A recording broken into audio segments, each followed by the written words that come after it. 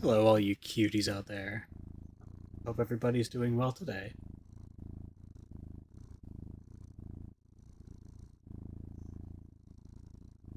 Let's see, I think I missed a couple of things in the chat. Looks like you guys have started a lot of chat before the stream even started, which I don't mind in the least.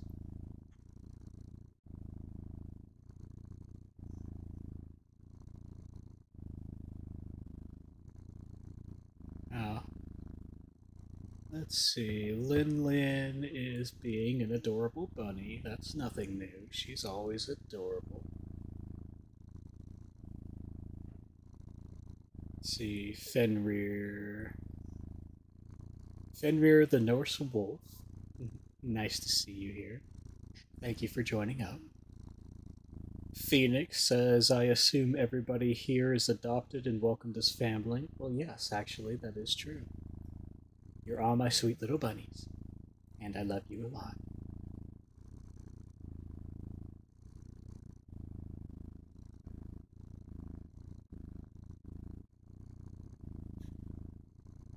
Nice to see a fellow medical fur. Oh, are you in the medical profession too? That's wonderful. What do you do? Beta, you're already adopted. You're my daughter. Duh.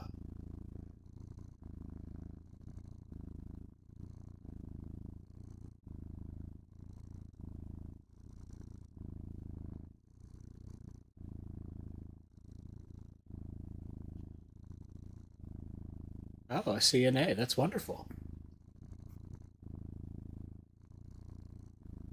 If you don't want me to read things out loud, you probably shouldn't put it in chat.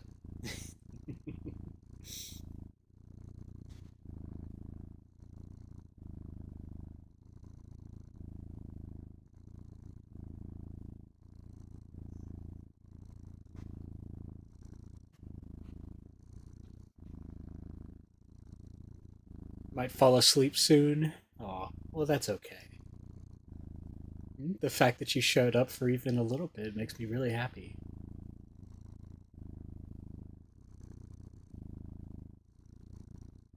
Now, why would I want you guys to introduce yourself in the server if I wasn't going to read your introductions? Of course I did.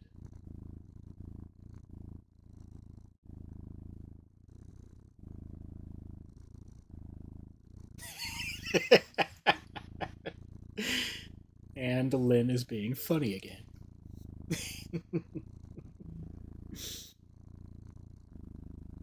I'm a CU that ends with NT. Really professional nurse at that.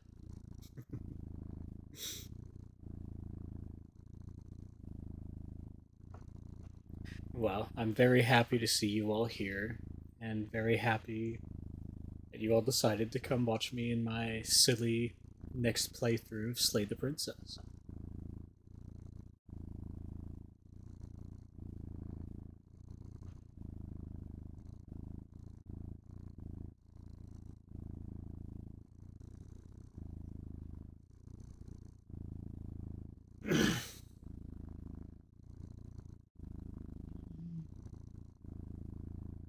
My voice fits who?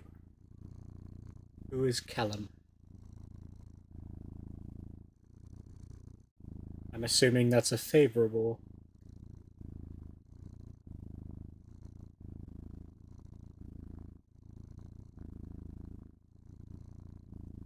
Or at least I hope it's a favorable comparison to somebody who's nice.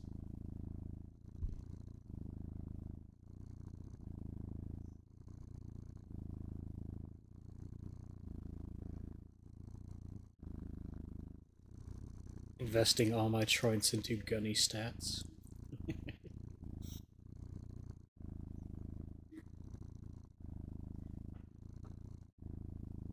Oh.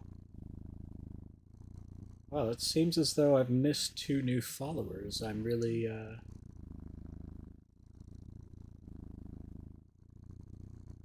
sorry I didn't see who followed.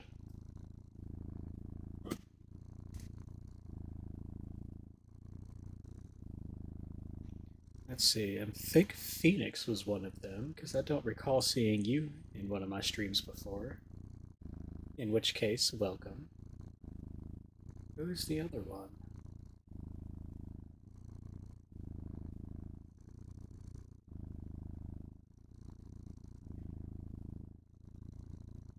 Oh, hello, Austin.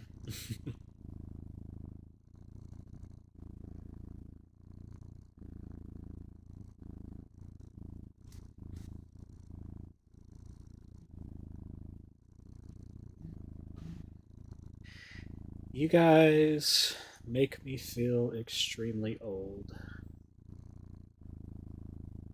17 and 18.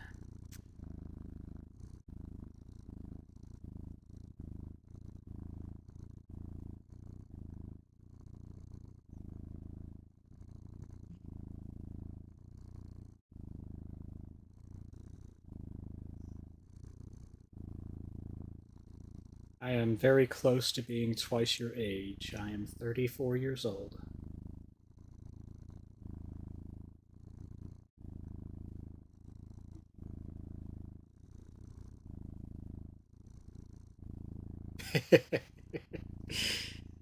Lynn says, hey, at least I'm a 28-year-old bunny, tired of life, living through acting young. And of course, the body cracks. That's me every morning. Yes, I am 34.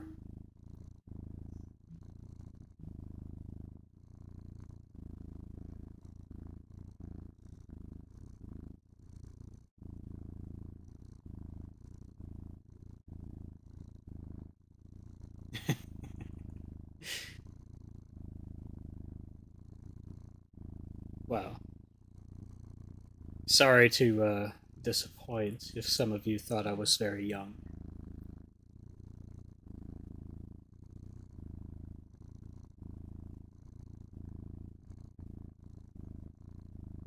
Jessica, hello again. It's well nice to see you over on the YouTube. I was wondering if you'd show up for the next one. I enjoyed your commentary through the last one.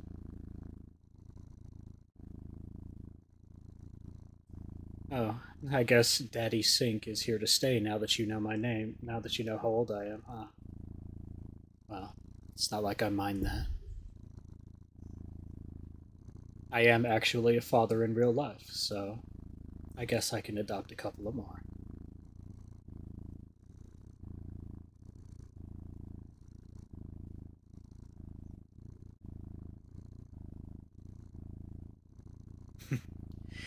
Good night, Phoenix. Or Austin. Yes. Good night, Austin. Thank you for showing up to my stream for as much as you did.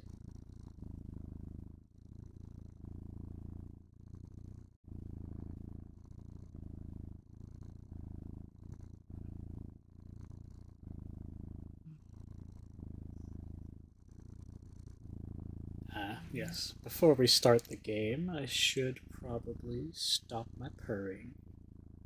Otherwise, you might not be able to hear the game well.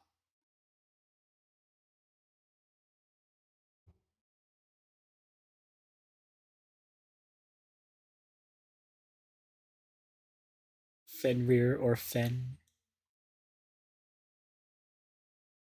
There Okay, I'll be sure to remember that. How about Fenny? Can I call you Fenny? I think that's cute.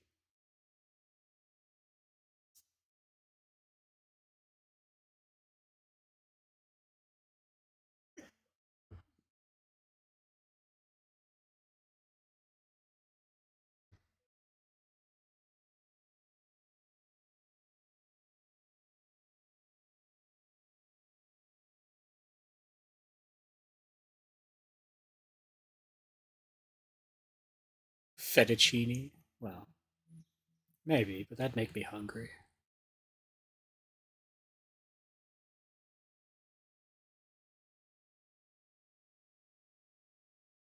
Excuse me for a moment. I am just getting Slay the Princess back up.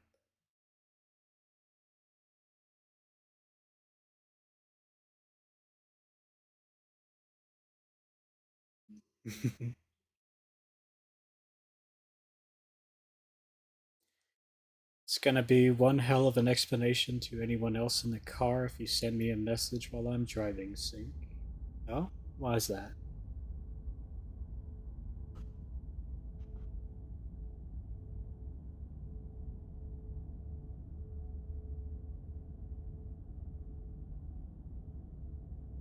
Ooh, Lynn's getting naughty. That that's nothing new, really. Lynn's always been a naughty bunny. Fenrir is my chosen name after realizing I didn't like my now dead name. Well then, I will use your chosen name. You don't ever have to worry about me using one of your dead names. People are who they choose to be, and that's to be respected.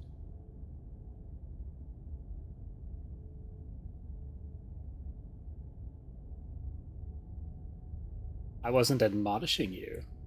Naughty bunnies are fun.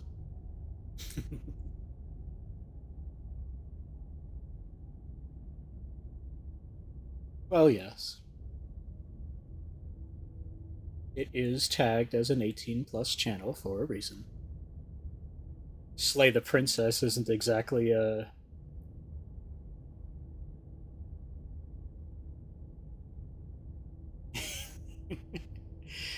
Again, I wasn't admonishing you, Lynn.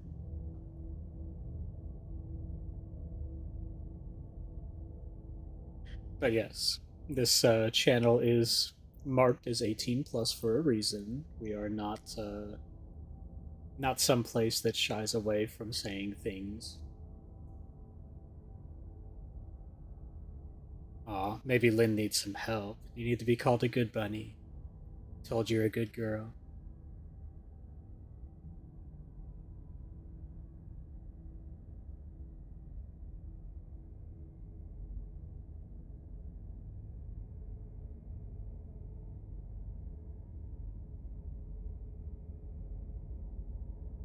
Oh, well, Beta's a good girl too. If she's jealous. It's okay. You're a good girl.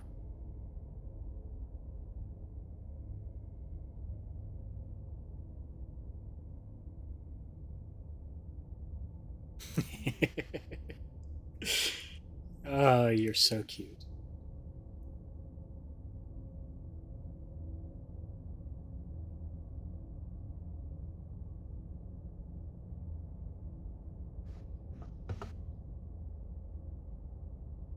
Alright, we're going to transition over to the game now. Hopefully, we won't have any mess ups like we did last time.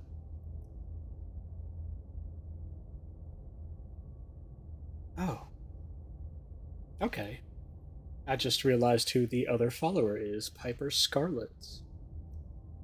Hmm, I don't see Piper here. That's. Well. Thank you for being my latest follower, Piper. If you are here. And if not, thank you anyways, still. Alright. Let's transfer over to the game screen. Hopefully, we don't have any size issues like we did last time.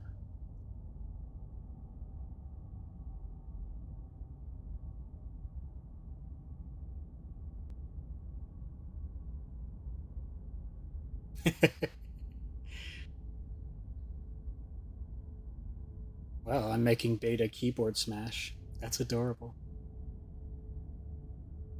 For everybody out there, though, you are all very good, and I love you so much, okay?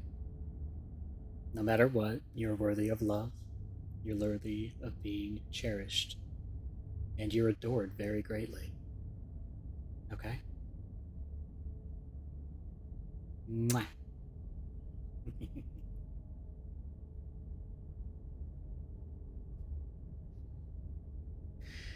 All right.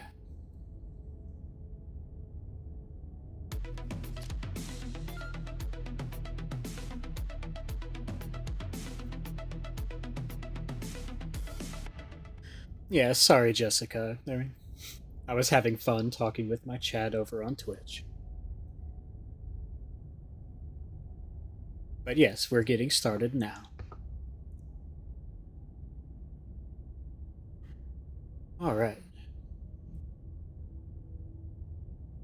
Everybody remember, this is a love story, not a horror story.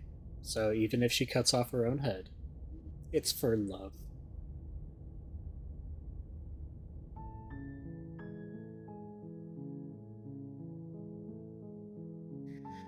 So, as everybody might remember, or if not, if you're new to the stream,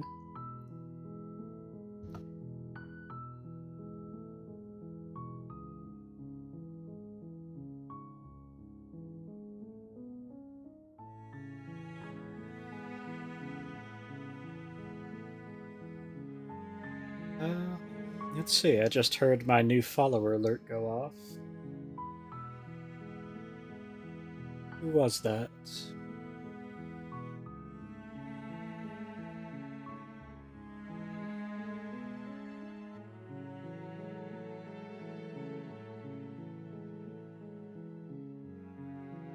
Hush, Restream. You're not supposed to send me any messages. Well, whoever was my latest follower that just followed, thank you so much for joining us, and I really appreciate it. Oh my. I let that go on for a bit. That is... I didn't know that that background would change. That was something.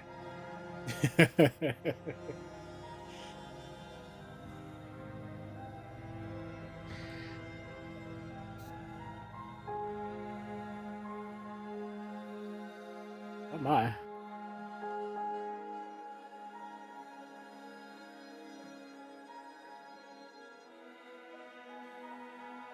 Head over heels for a new meaning, indeed.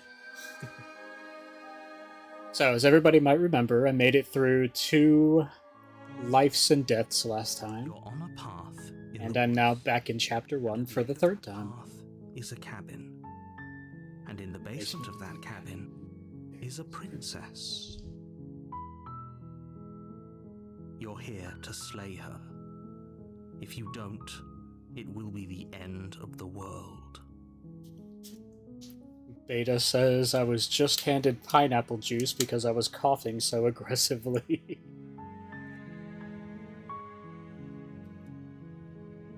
Well, I hope that wasn't my fault.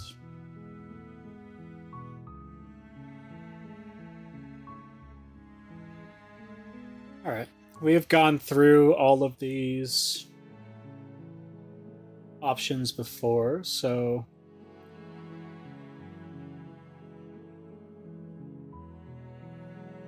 we won't go into this.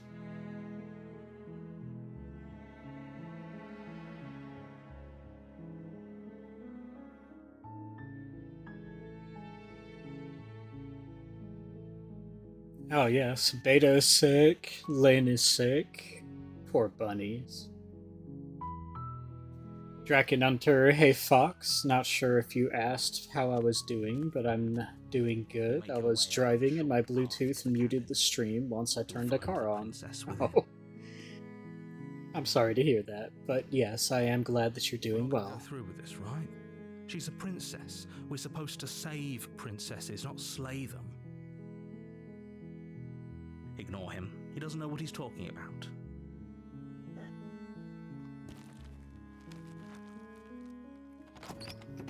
Well, something like that. Apparently, if the princess leaves the cabin... Almost entirely bare. The air is stale and musty, and the floor and walls are painted in a fine layer of dust. The only furniture of note is a plain wooden table. Perched on that table is a pristine blade. The blade is your implement. You'll need it if you want to do this right. Okay.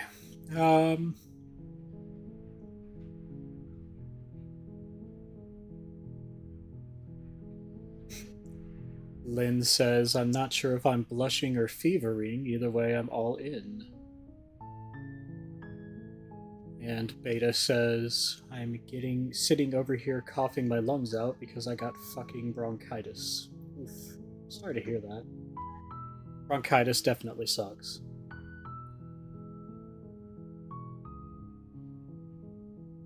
Alright.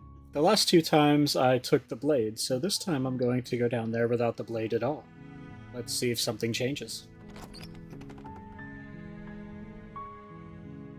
The door to the basement creaks open, revealing a staircase faintly illuminated by an unseen light in the room below. This is an oppressive place. The air feels heavy and damp, a hint of rot filtering from the ancient wood. If the princess really lives here, slaying her is probably doing her a favor. Her voice softly carries up the stairs. Hello? Is someone there? Oh, this does change something pretty drastically. She sounds much different this time. Shining over on YouTube. Hello, it's nice to see you. Thank you for coming to a stream. I see Shining all the time in my comments on my videos. He's such a sweetie.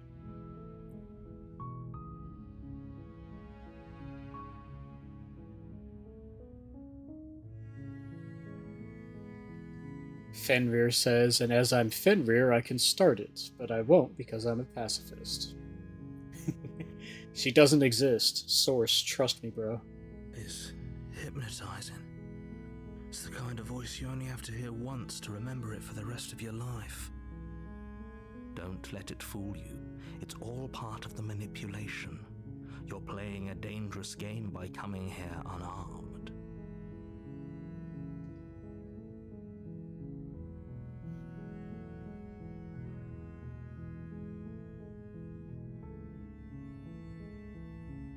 I'm here to save you. How many times do I have to tell you how dangerous letting her out of here would be before it finally sinks in? At least 4 more deaths. Wait, really? You're here to rescue me? I was starting to think I'd be stuck down here forever. Oh. I'm in trouble, guys. This one is definitely going to get me. I want to see the face of my rescuer.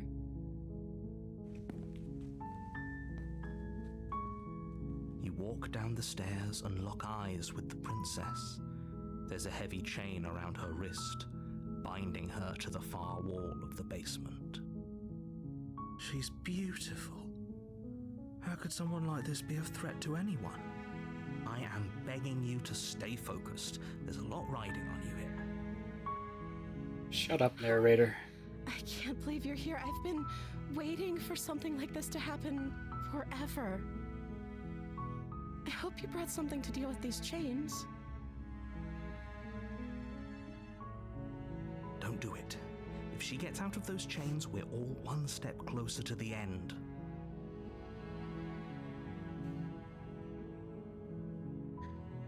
I'll see what I can do. Let's go examine the chains. Only making this more difficult.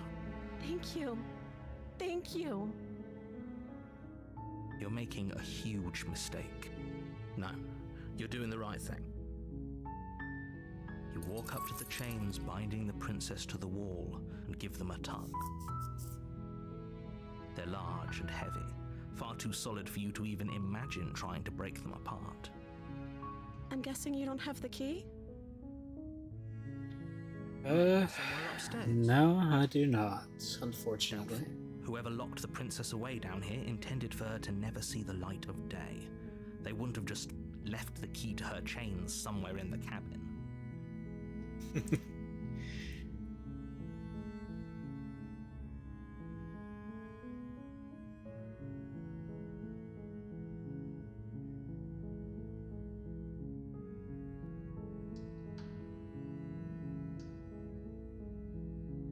And if there isn't a key, do you have any other ideas? Maybe there's some way to break the chains? Or if that doesn't work, I guess we can always cut me out of them. She offers the suggestion with almost complete nonchalance. Oh god, am I gonna end up cutting your arm off too? If we were stuck down here long enough, I'm sure we'd be nonchalant about cutting our way out if it meant we could finally be free. You attempt to make your way out of the basement, but the door at the top of the stairs slams shut. You hear the click of a lock sliding into place. Well, who could have seen that one coming? Is someone else here? You try the door, but it's locked from the outside. You make your way to the bottom of the stairs. This would have been so much easier if you'd just taken the blade like you were supposed to. Okay, but I'm not going to. Easier for whom? I've decided for this entire playthrough I'm going to do everything I can not to kill the princess. I heard the door slam. They locked you down here too, didn't they? Sure fucking did. Rising in the princess's voice. If I could just get out of these chains, I know we could force our way out of here together. She barely hesitates. Oh my god. Her arm to her mouth, her teeth tearing through her limb with the determination of a trapped wolf. That went feral a lot faster than I thought it was going to.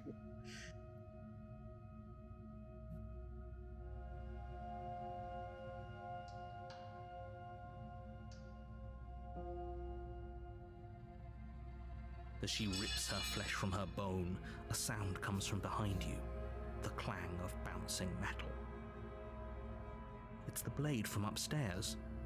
You're not sure how it made its way down here, but if there's a time to strike, it's now. No. Or we could use it to free her. You won't like what happens if you do that. Fine. Against your better judgment, you place the blade against the ragged, self-inflicted wound on the princess's The just blood around her lips finding her to is... this place. I just saw you gnawing your way through through your arm like a wild animal, and somehow you're still just adorable. You cut into her flesh. The blade is sharp, and it takes little effort to crack through the bone of her arm. Her limb falls to the ground, and the heavy chains follow suit. She didn't so much as utter a sound through the whole ordeal.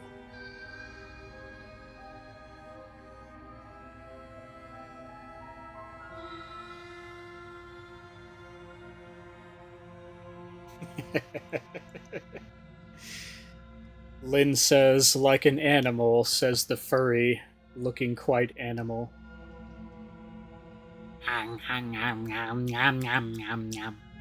I'll bite you.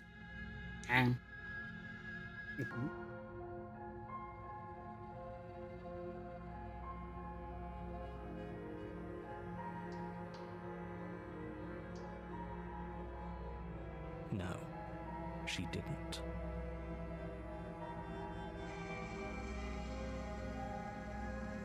She smiles softly as her gaze meets yours, blood from her wounded arm dripping rhythmically to the ground. Okay, princess, I'm not quite sure why I'm into this, but I'd probably need to tourniquet your arm. How is she still smiling after everything?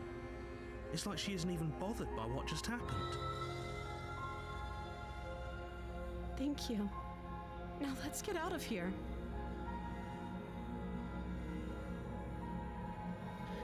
Let's go. We won't have any of that. The stakes are too high. You can't just let her escape into the world. No, I can't just let her escape into the world. Jessica says, ooh, thinking of 2 appropriate paths, but we shall see, no hints.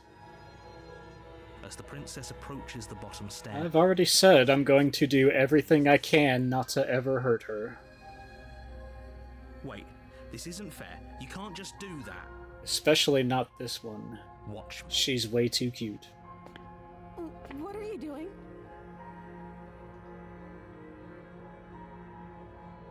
Stop that. Something's come over you, hasn't it? You know you don't have to do this, right? Your body lunges forward, the blade held low, ready to sink into her heart. Oh no, Lynn's nibbling me back. Bunny bites.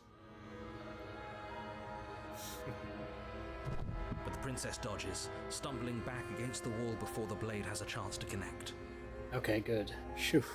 Stop it. Stop trying to resist me. I'm trying to get you out of here alive. Resist. Move the blade. No. As your body remains frozen in stubborn resistance, the princess takes a cautious step forward. We both know this isn't you. She nervously reaches towards you and takes the blade from your infuriatingly rigid hands. What are you doing? At this point, I want to do everything in my power to irritate the narrator. I'm sorry. I'll try to be quick.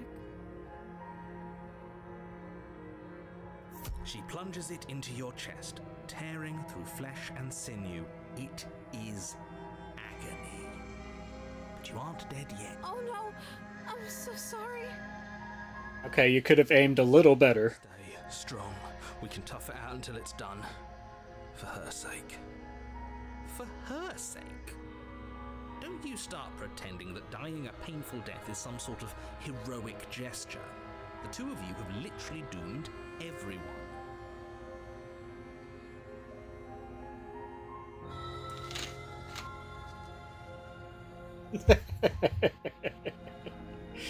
Whatever. She sinks the blade into your chest again and again and again, and you feel every inch of burning pain that slices its way into your body. Okay, maybe I should have shown her where to aim. I wish I could have moved. Like, no, heart is here. Please stop stabbing me in the lung. I'm sorry.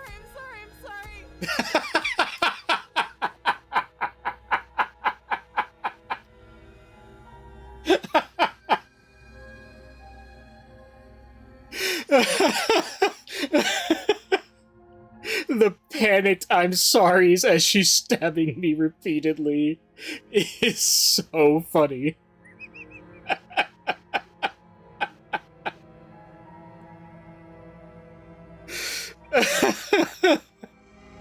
She doesn't know how to use it. Oh my.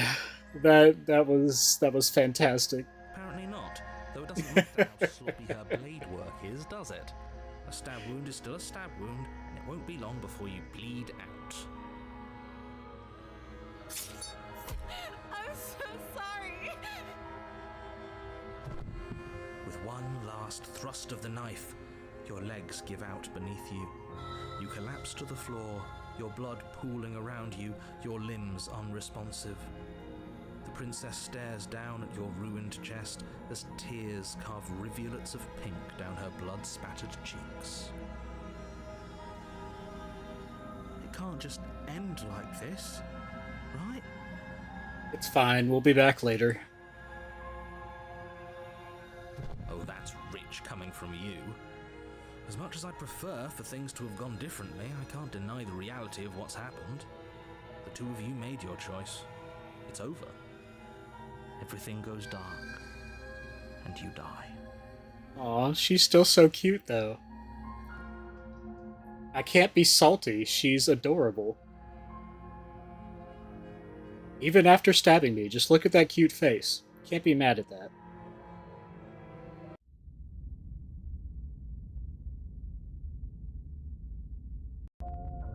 You're on a path in the woods, and at the end of that path is a cabin.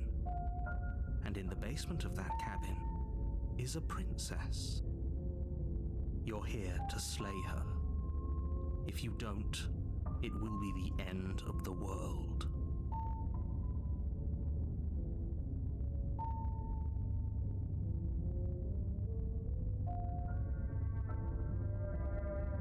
I can assure you that you're not dead.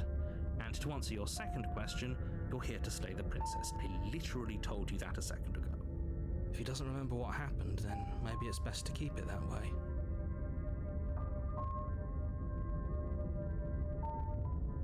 Lynn says, of course Sink is the one to say that after getting stabbed. Masochist. Are you gonna call me out, Lynn? And Jessica says, everything goes bright and you live. Yes, I'm in chapter 2 for the 3rd time. What's it called if you're both a masochist and a sadist? And Lynn says a masochist. It's actually called a sadomasochist.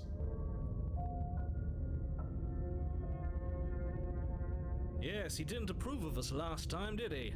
If we're going to save our beloved, we'll have to be sneaky about it. Oh, a new voice in my head. This one is the voice of the smitten. See? I wasn't wrong. Even while she was killing us, she was adorable. So the voices in my head agree. Our beloved? Yes, you'll have to be very sneaky about your intentions if you're going to try and save the princess. Ah, so all of the cards are on the table. Then you should know that we and the princess are in love, and the 4 of us will be foiling any and all assassination attempts you've got in the works. 4 of us? Wait. Are you counting the narrator in that? We'll see about that. Whatever you do, just be sure to ignore What are you talking about? specifically. It sounds like he's the sort who'd sacrifice the whole world. Oh, the princess too, right. Welcome back, Fenrir. I love Smitten voice personally, Lynn says. Beta says, beloved, how dare you? What can I say? A world without love is a world that isn't worth saving. 100% agree. Alright. Sorry, chat. Princess is now our beloved, and we will save her and end the world.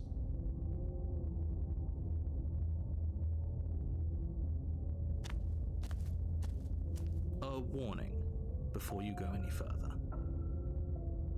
She will lie, she will cheat, and she will do everything in her power to stop you from slaying her. Don't believe a word she says.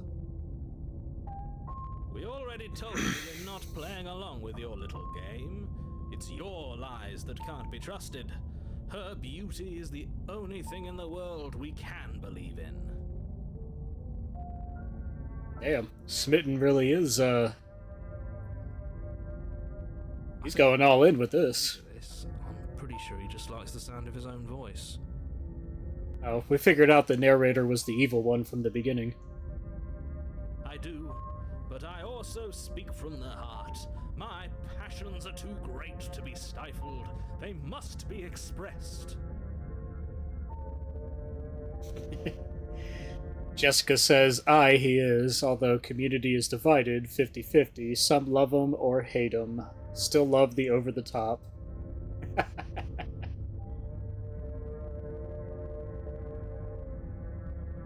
I do love his over-the-top. It's kind of funny. Sure, yeah, your passions are strong and all, but not everyone needs to hear them. Now that's right, Fenrir wasn't here on the first one. Well, yes, pretty much since the first time the narrator spoke to me, I didn't like him at all, because he was making false flag arguments against me and telling me I just need to trust him, while also commanding me to murder somebody, so I don't like him. Don't pay their bickering any mind. Focus on the task ahead.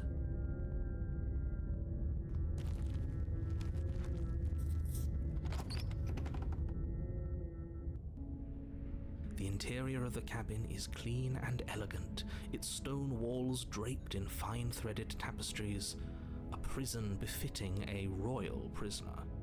The only furniture of note is an ornate wooden table with a pristine blade perched on its edge. The blade is your implement. You'll need it if you want to do this right.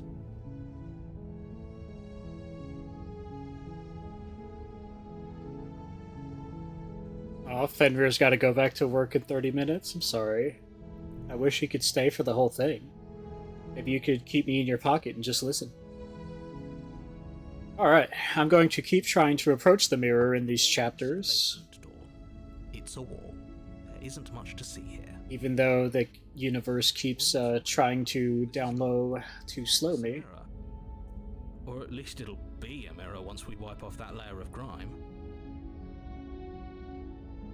You reach forward. Damn, and rub gone. your hand against the cabin wall. I hope you know how ridiculous you look right now. Quit tricking me! I'm gonna fall for it every time. But there was a mirror a second ago, and now it's gone. Pity. We could have a feather out of place, and now we'll never know. We can't gallantly sweep her off her feet if we have a feather out of place. I do love the smitten voice. Alright, not taking the blade anyways. The door to the basement creaks open, revealing an intricate stairwell. Gold-trimmed carpet glimmers in the light of the torches positioned. Jessica, don't you start gaslighting me now. The basement almost seems welcoming in the dim firelight. But it's still a stone basement. If the princess lives here, slaying her is probably doing her a favor. Okay, look. This is actually kind of cool, so you can shut up, narrator. A soft voice carries up the stairs.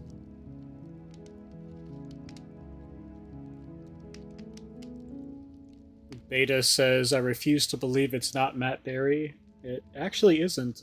Jessica had said to me that only 2 people did the voices for everybody in this game. 1 female, 1 male. Not sure what his name is, though. The male narrator. Fenrir says, walk diva style down the stairs. Hello? Is someone there?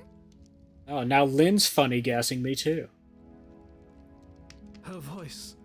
It's somehow even more beautiful than last time. I can hear wedding bells already. We're already planning our wedding. The name of the male narrator is Jonathan Sims, and the female narrator is Nicole Goodnight. I've held my tongue till now, but you're taking this a little too far. We barely even know the princess. We can still do right by her without all this over-the-top fawning. Yes, for everyone's sake, you're not in love.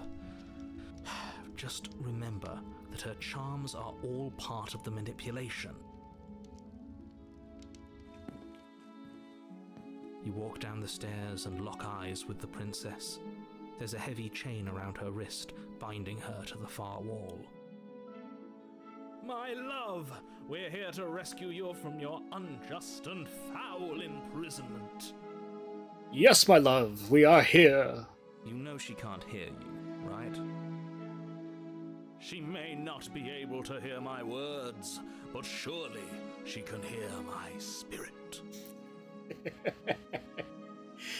Okay, I love the smitten. He is funny. Too loud, all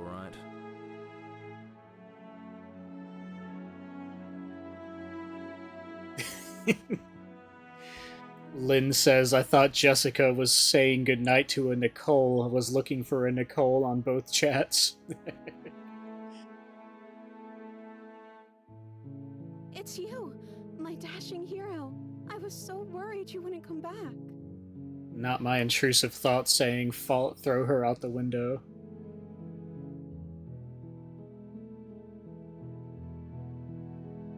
Did you hear? Don't listen to your intrusive thoughts. Said we're dashing. We are dashing. She called us a hero. Flattery really goes a long way with the two of you, doesn't it? Yes, it does. Waiting for you to come back. I didn't want to believe your ravings back in the woods, but this is next to incontrovertible evidence. You've been here before.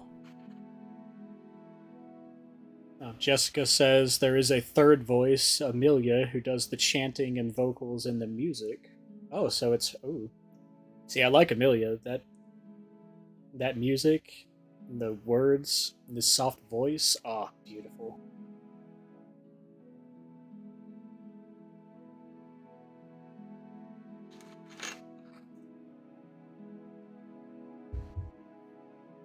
That's right, villain. and you killed us. Well, she killed us. She killed us very ineptly. Only because he made us try and kill her. It was self-defense. Our beloved's hands remain unstained by cruelty. Okay, it does not. She did not need to stab me that many times. She was just very bad at it. And you've died before. So an entire world has been damned to oblivion. I'd really hoped I'd be the first, but what's done is done. You're actually like the sixth. Is you have a chance to do it right this time. Like, you're nowhere near the first. We damned a whole world, but everything reset. Nothing resets, you're just somewhere else, and you can't keep hopping between worlds forever, especially not without leaving a trail of incomprehensible devastation behind you. This is horrible.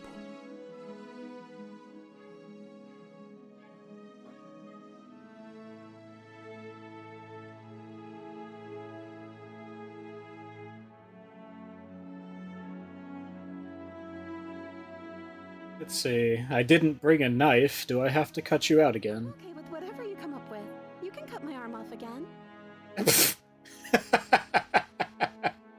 We won't be laying a finger on her perfect wrists, and indeed, we won't even have to. Do you see how dainty her hands are? We'll be able to slip her right out with no harm done.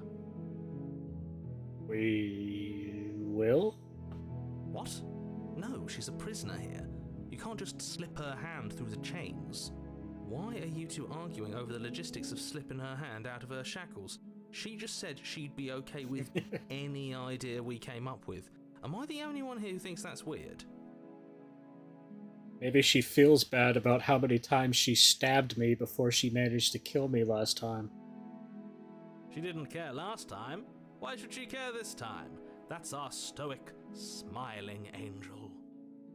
Need to teach her some human anatomy. No, you're right. It's extremely bizarre behavior and further evidence that she's a monster who's not to be trusted. So go ahead and slay her.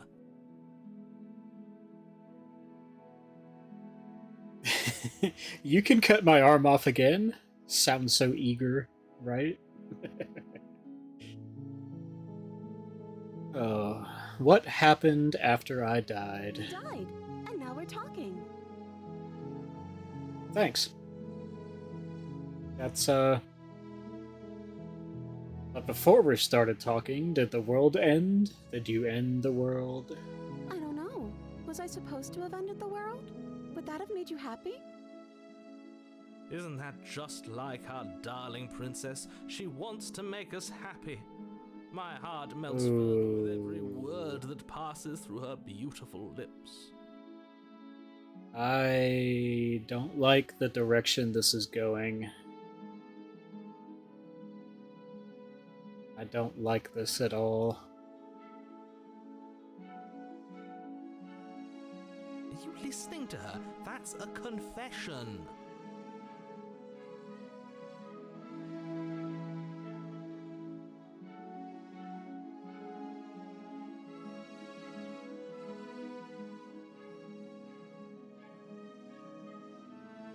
The princess's eyes quiver as she waits for your response.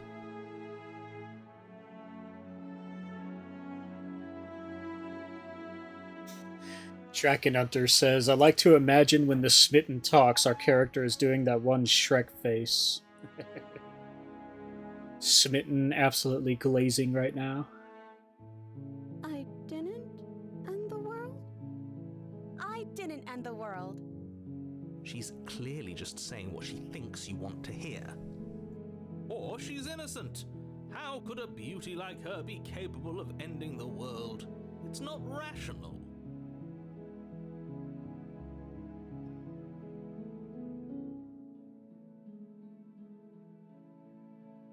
Sorry about what happened last time. The narrator who sent me here to kill you took over my body. It was extremely unfair. If another version of me was pushed to such drastic action, it was for good reason.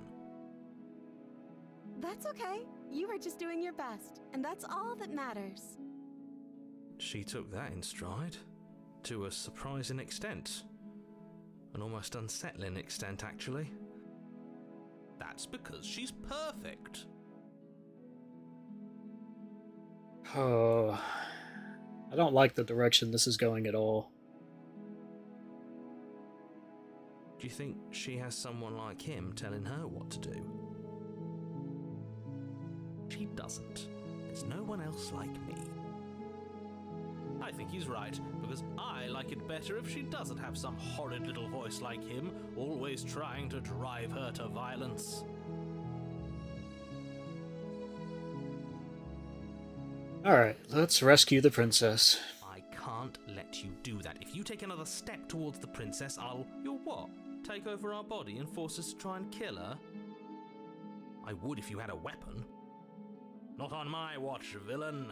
My passions contain titanic depths, and if you try anything that might harm our dearest, I will end our life without a second thought. Well, okay, here are my thoughts. She's giving off... She's acting like somebody who's stuck in a DOE trauma response. Trying to be unobtrusive. And as if she has no opinions in order to make herself small and not a burden. And I don't like that. Like, at all.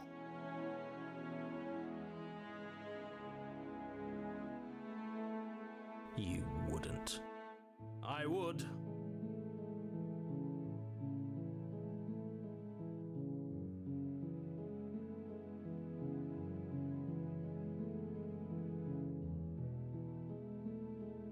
Yes. I believe there's a doctor's name attached to it officially, but the DOE response is what that's called, colloquially. I'd listen to him if I were you. He has a lot of strong feelings. And doesn't the world end if we don't stop her? I mean, that's fine with me. You approach the princess and gingerly slide her hand from her bindings. That I'll be damned. We're doomed. I actually can't believe that worked either.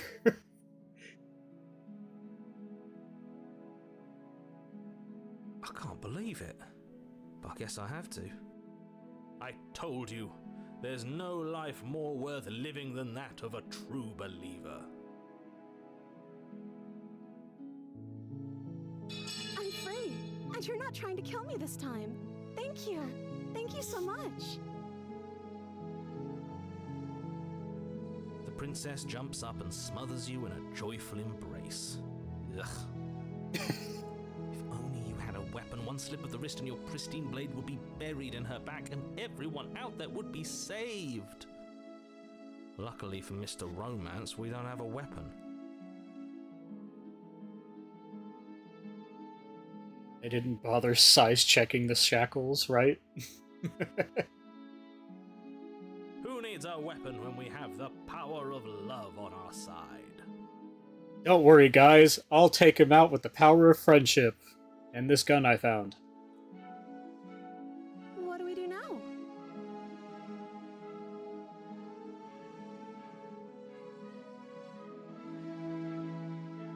What do you want to do? Let me guess. End the world?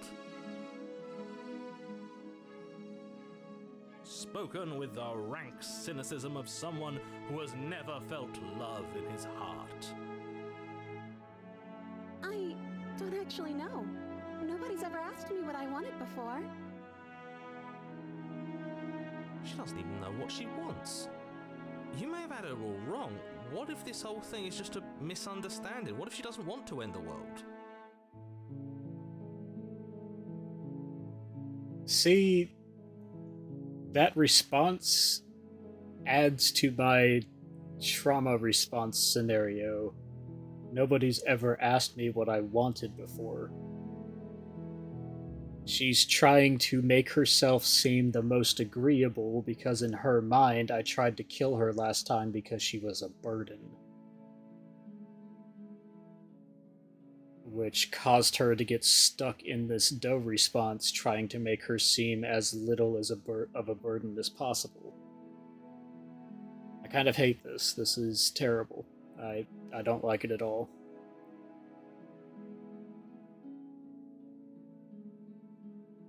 Jessica says, I could be wrong, but both Smitty and the princess seem blind devotion, but Doe makes sense too.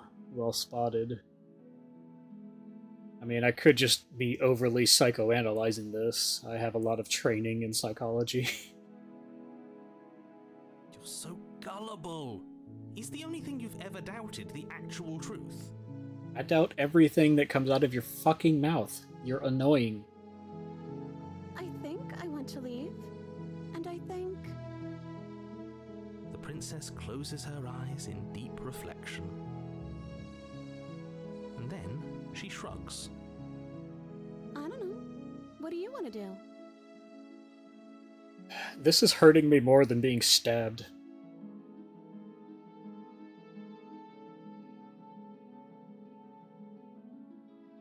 I want you to tell me what you want. I just want to make you happy. She can't just want to make us happy. It makes sense to me. That's all I want for her, so of course she'd want the same for us. I don't like how the music just got suddenly discordant.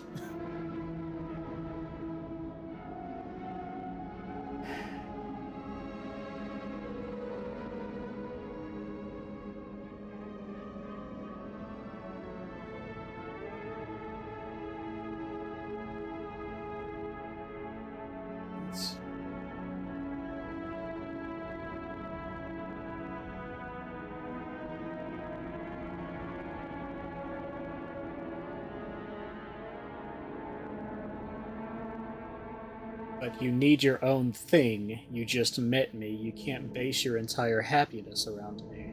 Okay, if that's what makes you happy. Oh god, this is killing me. Is she broken? What's going on? What's going on is she's lying to you, only she isn't a good liar. Are you starting to trust me now? No, I'm not. But why are your eyes getting so fucking big?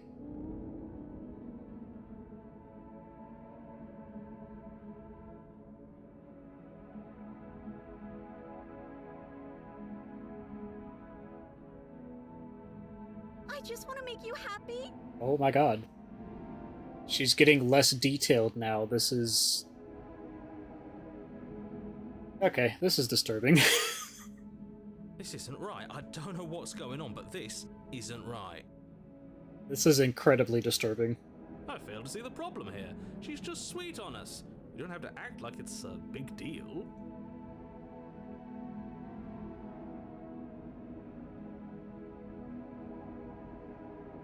Okay, clearly something is happening here and I'm very scared. What if we just don't do anything? What if we just stay here?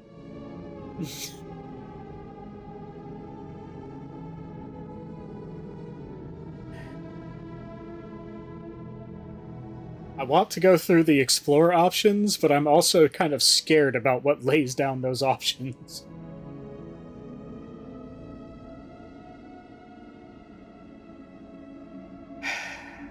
Alright, let's see how much worse this can get. There must be something you want. I just want to make you happy. Oh god.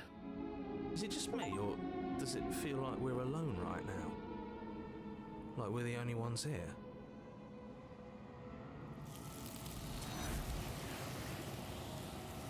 Oh. Oh.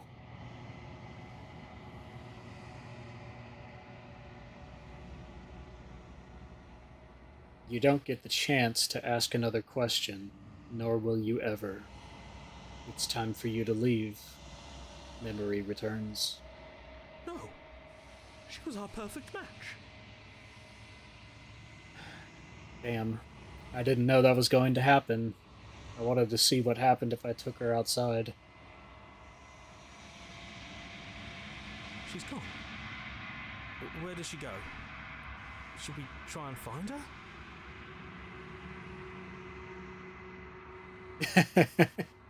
Lynn says, give in to the anime romance drama. Act clingy, fall in love, run through the flowers of love. And then, no, our half soulmate. Dragon Hunter says the princess is losing her animation budget. And is that a mirror? Why is it here? Why now? It's going to be okay. Just trust me. You've been here before and you always get scared. It feels so bad. Like looking into it right now is going to be the end of everything. Yes, I fear that we won't like what we'll see. What if we just sit here and preen for a while? That can't hurt, right? It's not the end. Whatever is on the other side is going to be nice. Okay. If you say so. We'll trust she'll be there waiting for us. I just know it.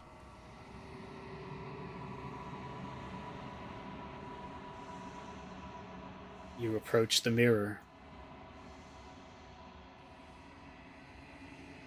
Silence as you reach forward. They're gone once again. The mirror always makes them leave. But you need to see what's in it.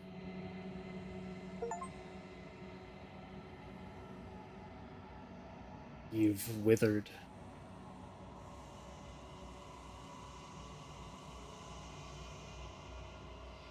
You find yourself in the long quiet once again.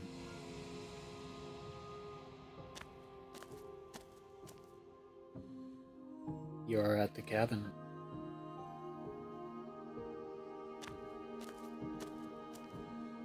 I am a growing chorus of contradiction, a mass of tides ebbing and flowing all at once in more directions than my attention can bear to hold.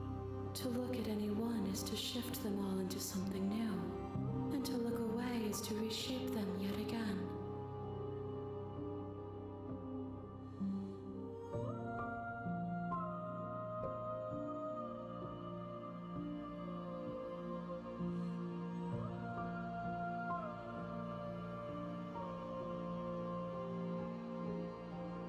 All of me is changing, and yet the rest of me is still the same. See, Jessica says every Path 2 has 2 or 3 Chapter 3s as well. I know so far only seen Chapter 2s, but I so much more. Plus variants on each based off choices. And even a couple of rare Chapter 4s. Aw, I haven't gotten past Chapter 2 yet. Damn.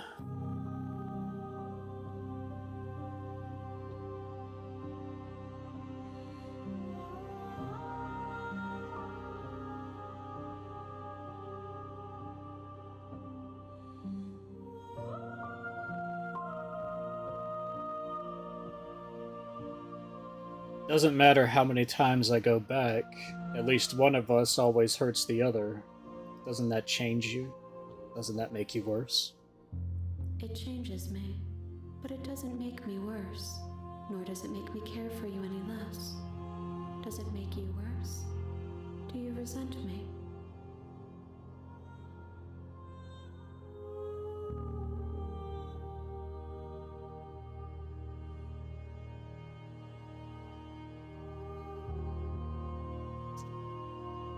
Well, not gonna beat the masochist allegations. If anything, it makes me like you more. I don't know what that says about me. It says that your heart is gentle, that even in the darkness you are guided by compassion.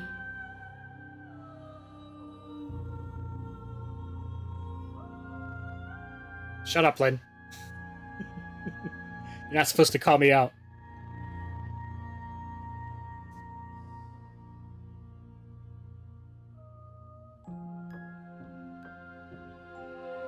How can you stand to be a contradiction? As easily as you can stand to be you. You are like me, even if you have chosen not to look at the corners of you that do not fit, even if you have chosen to ignore the brilliant contours of your soul.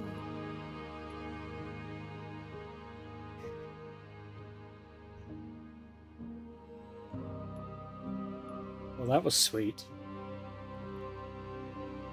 Draken Hunter says, I hope this game is one of those visual novels that gives a flow chart of the paths you've taken. That'd be super useful.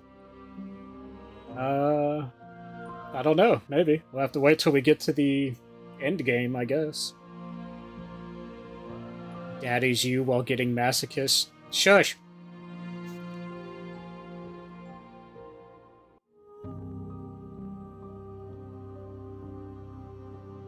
Let's see.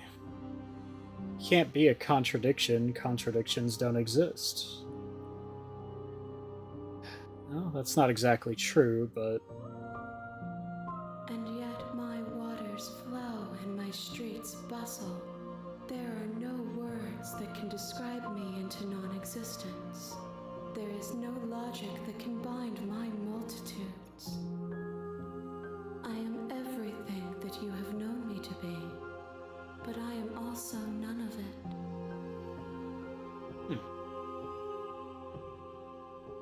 What do you think of this vessel?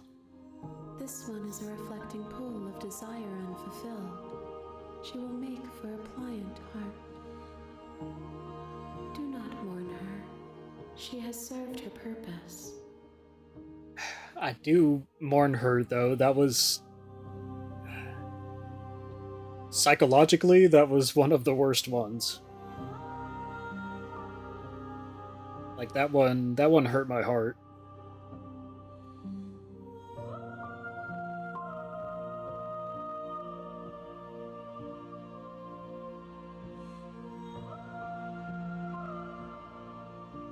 Do you know what happens to the worlds we leave behind?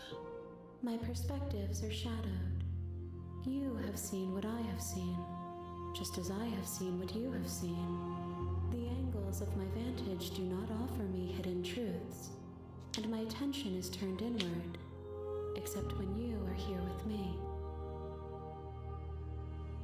Perhaps this will change when our work is done.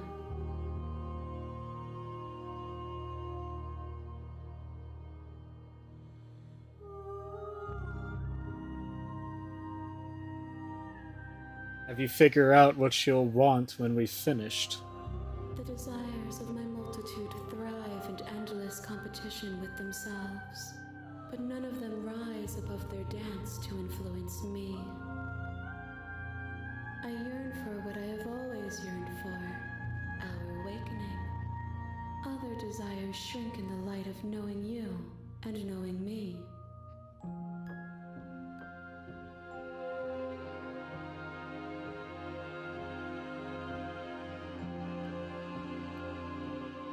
Do you still not care what I bring you next? I care about your gifts, but I have no preferences to burden you with. Even if I did, I would never dare to tarnish our relationship by assuming myself above you.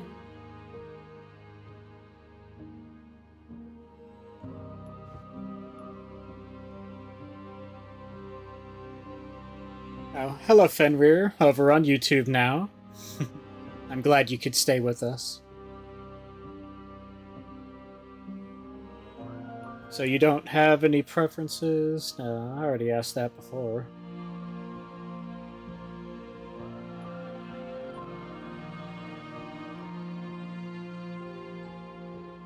What if I don't want to go back? If you need time, then I will wait with you.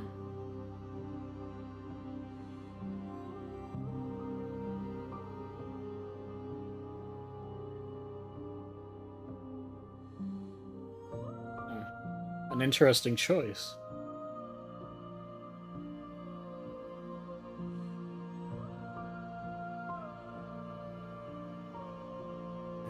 There is no forever waiting, though.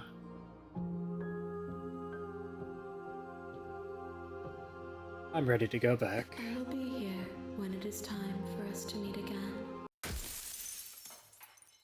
Everything goes dark, and you die.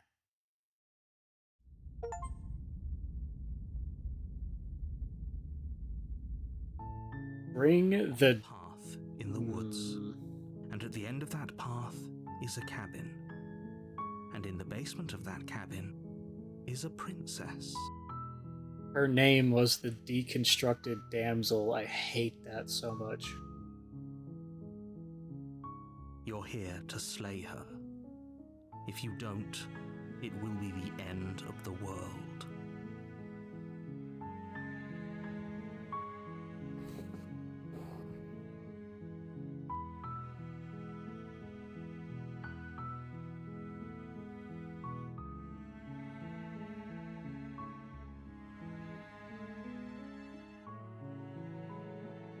What happens if I just turn around and leave? You're just going to turn around and leave. Do you even know where you're going?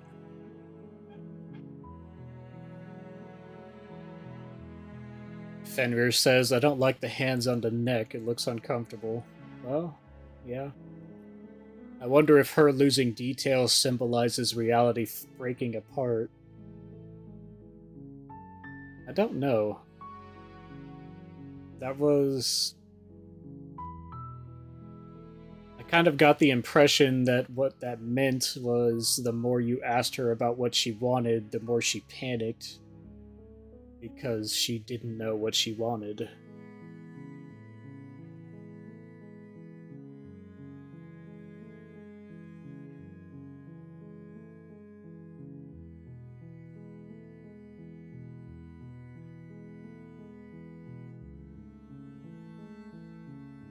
Quietly continue down the path away from the cabin.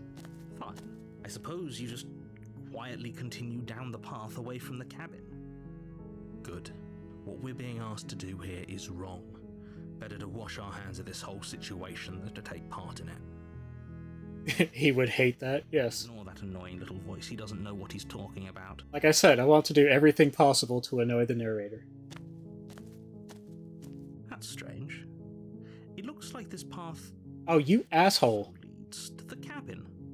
How convenient. Everything's back on track again. Maybe the world can still be saved after all. You're really keen on wasting everyone's time, aren't you? It's remarkably selfish, if you ask me. I've already outlined the stakes of the situation. If you don't do your job, everyone dies. Like, dies. Forever.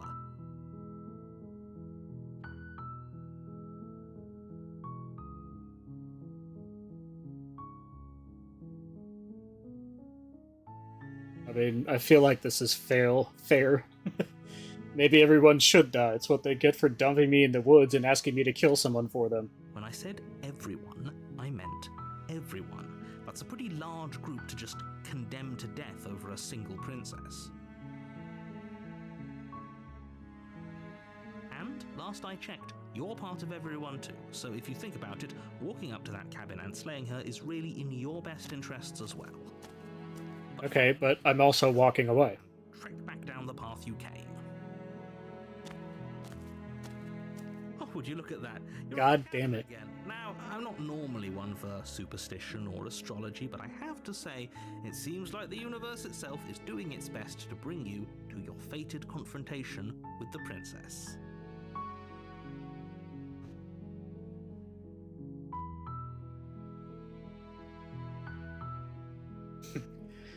Oh yeah? Well, I guess I start walking in a different direction. Again. In fact, I'm going to just keep trekking through the wilderness until I find a way out of this place. There's always a choice. Let me tell you right now that you're making the wrong one for pretty much everyone who's ever lived, as well as for everyone who ever will. Fenrir says, come, nothing bad will happen now. Us. Fuck this shit, I'm out. Alright, bye Fenrir. I hope you have a wonderful night at work, and I'm sorry you couldn't stay the rest of the night with us, but I'm glad for the time that you were here. And here we go.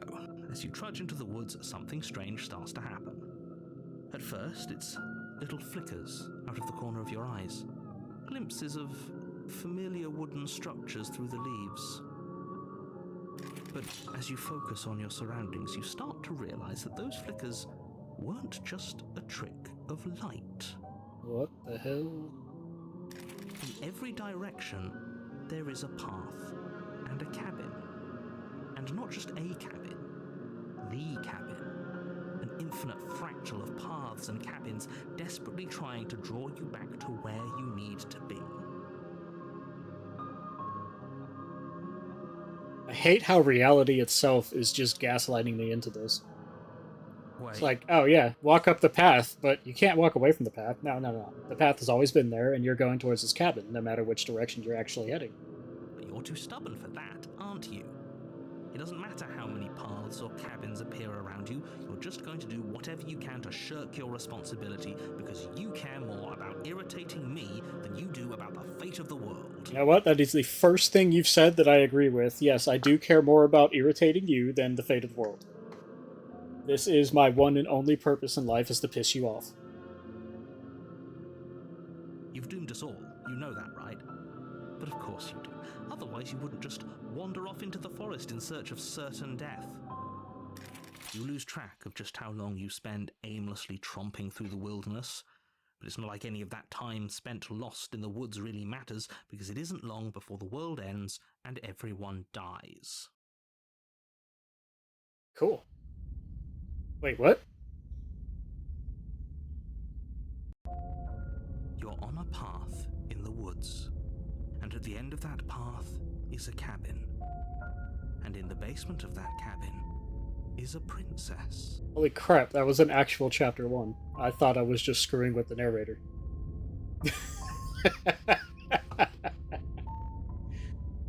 Okay, okay. I wonder what happens if I do it again.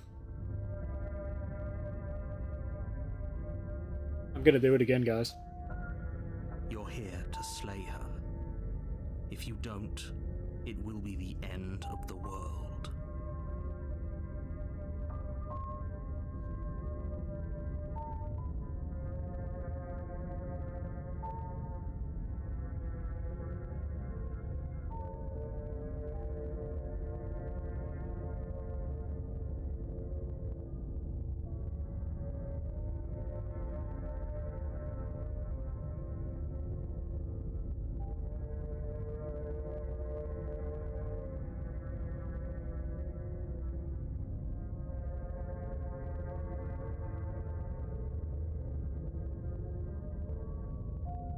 Okay. No. Oh, don't you start grandstanding about morals. The fate of the world is at risk right now, and the life of a mere princess shouldn't stop you from saving us all. If he doesn't remember what happened, then maybe it's best to... I don't know. I think it's more fun if he knows what we're thinking. Wait, they built walls around this time. The entire world ending wasn't enough to get rid of us.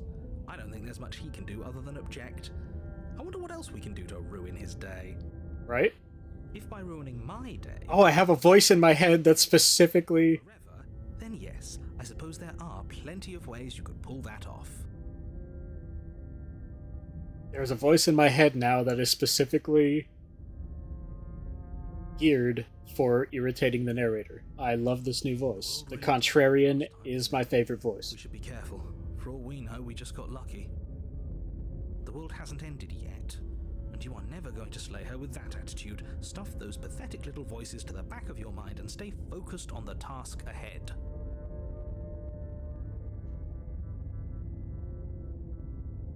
I can't run away from the cabin, then I'm just staying here in the woods forever.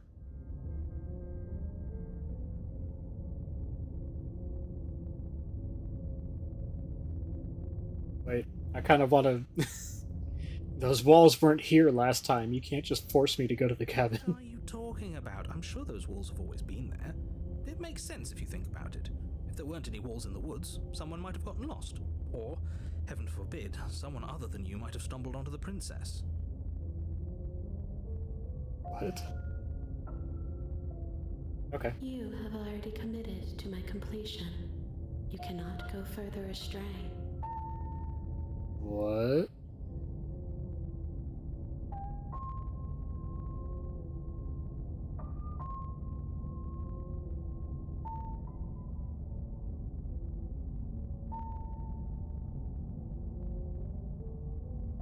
Damn. Jessica says, ooh, indeed, very special path. Dev's favorite. Really? I stumbled onto a special path by just walking away.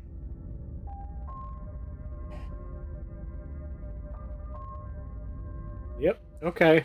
Headed to the cabin now, where I'm definitely going to slay that princess. You're lying, right? Please take this seriously. I am begging you. Make me. A warning before you go any further. She will lie, she will cheat, and she will do everything in her power to stop you from slaying her. Don't believe a word she says. If we're stuck going in there, maybe we should believe her. Maybe she isn't a liar. Ignore him. He's just being difficult for the sake of it.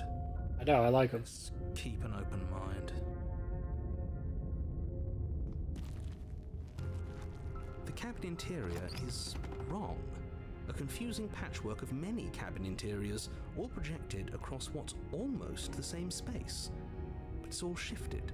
An inch here, a foot there, such that the seams are never quite visible enough for the place to make any sense. Interesting. Oh, that's... Do you see how everything moves when I move my mouse? It doesn't move in the same direction.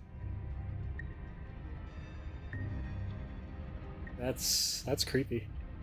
The only furniture of note is a plain table, its legs all the wrong lengths, its material devoid of feature. Perched on that table is a pristine blade. The blade is your implement. You'll need it if you want to do this right. If he wants us to take it, maybe we should just leave it to collect dust, or better yet, grab it and throw it out the window. What good is a knife against a world-ending monstrosity anyway? No, we're taking the knife. Have you seen this place? We have literally no idea what to expect and no idea what we're dealing with. I've already told you what you're dealing with. You're dealing with a princess. How many times do I have to explain this incredibly simple and straightforward premise? You can't just say that, and when everything here is so wrong. Listen to me. My job is to describe facts as facts and to guide you through your job, which is to slay the princess and through that action, save the entire world. You're dealing with a bunny princess? And if you're going to slay her, you cannot let fear creep into your heart. You cannot lose yourself before you even get to her. Oh, you've piqued my interest. What's going to happen if we lose ourselves? Nothing, because you're going to pull yourself together. Leave the knife? Just ignore the stressful... I was wondering whether or not I was going to. Whether or not I was going to do that, but yes. How? Even if we closed our eyes, you're constantly describing it to us. I'm not going to stop doing my job, so you're just going to have to get better at yours. And quickly, if you don't mind. Yes, take a deep breath. I'm all for getting under his skin, but we'll miss out on loads of fun if we shrivel up into a ball and go insane the first time we see something weird.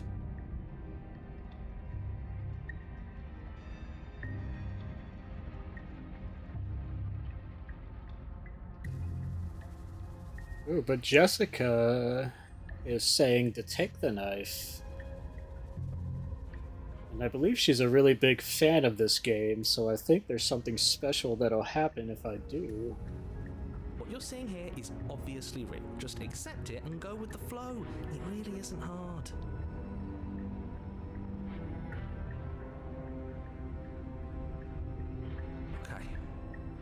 Okay, I'm fine. Good. Now, whenever you're ready, we're all waiting for you to complete a very important task. I'm gonna have to listen to Jessica on this one. Still approaching the mirror, though. Walk up to the wall next to the basement door. It's a wall. There isn't much to see here. What are you talking about? This isn't a wall. It's a mirror. Or at least it'll be a mirror once we wipe off that layer of grime. You reach forward and rub your hand against the cabin wall. I hope you know how ridiculous you look right now. There was a mirror a second ago. And now it's gone. You know that taking the mirror away from us isn't going to change things, right? We'll find it again, and then we'll see whatever it is that you don't want us to see.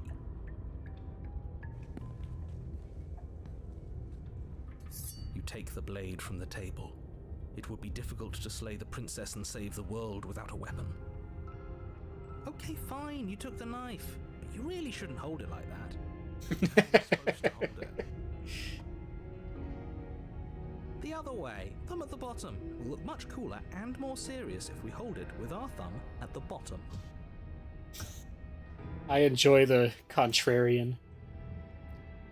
You shush, Layton. There was a mirror. It really doesn't matter how you hold the blade, as long as you have it. Just make a choice. No funny guessing me.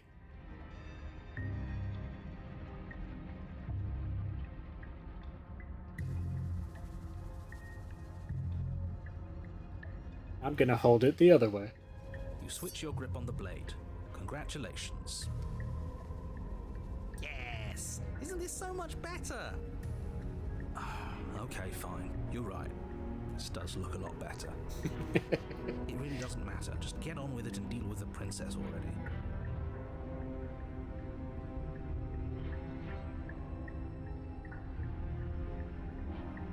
Haha! Yes! Do it!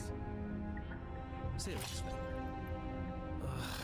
You throw the blade at the window, glass shower as your weapon flies out into the night. Thank you, Jessica. Princess without it. Thank you, Jessica. That was annoying the narrator, yes.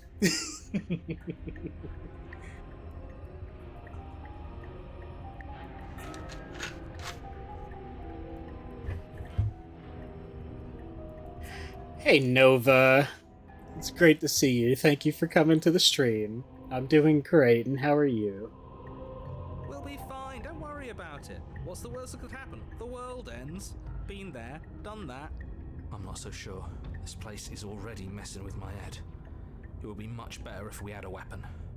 What's done is done. Good luck, hero. Alright, in we go. The door to the basement creaks open, revealing a web of branching staircases all built from identifiable materials. What in the Jackson Pollock? Nothing here seems to belong, and the closer you examine your surroundings, the more confused you get, your head throbbing with the effort of making sense of this place. None of the stairs even seem to go anywhere, let alone down. The air here has a sickening, almost sludge-like miasma to it, the kind of indiscernible quality that comes from the blending together of every scent there is at once. An odor that is simultaneously everything and yet the sum of it all coalescing into a thick, nauseating nothing. If the princess lives here, slaying her is probably doing her a favor. Her voice, a disquieting collage of tone and personality, drags up the stairs. Hello? Hi. What are you doing here? Are you here to kill? Oh, that's concerning. Good, I'm glad to hear that you're doing well, Nova. Thank you for joining the stream. Draken Hunter says, yeah, no knife today, bye-bye. No, thank you. Oh, don't be such a baby. Yeah, we have to go see. Let's just turn around and leave. This feels wrong. This feels like a trap. Like whatever. We don't even have a weapon. Accidentally clicked. But we already tried turning around and leaving, didn't we? And he threw up a wall. No way to go but forward. And whatever choice we make, whatever she is, we know one thing for sure. And what's that? That the fate of the world hinges on your success? There'll still be plenty of ways to ruin his day. Yes. See, the voice of the Contrarian is the best voice. The best voice ever. We are going to work together to ruin the narrator's day. Let's see. Take the harsh stairs to the left, take the center staircase, take the soft stairs to the right.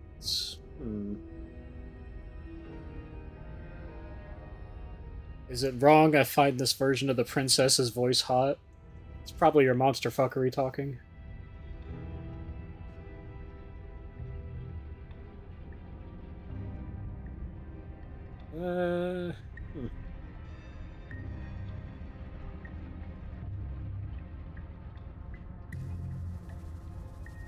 Let's take the harsh stairs, why not?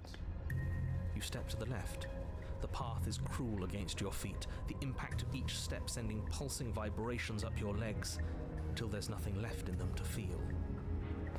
The air around you grows cold the further you progress. Oh. At first, a barely noticeable drop, quickly evolving into a numbing cold. Your toes feel like blocks of ice. Your breaths puff out in clouds of condensed vapor.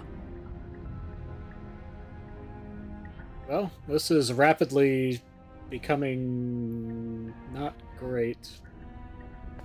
You shudder against it as you continue down the stairway, losing yourself in the bone-deep chill.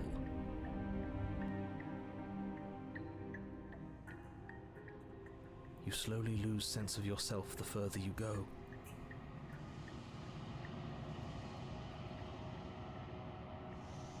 Time disappears, and you can feel yourself begin to untether. Oh, my mouse cursor has become something different. What is that?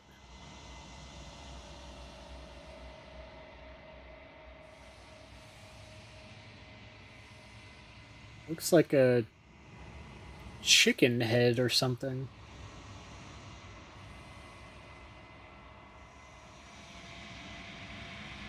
Physical sensations dull and then vanish, until the only things experienced are the endless repeating patterns and emotions of the journey, a continuous march forward to a destination long forgotten.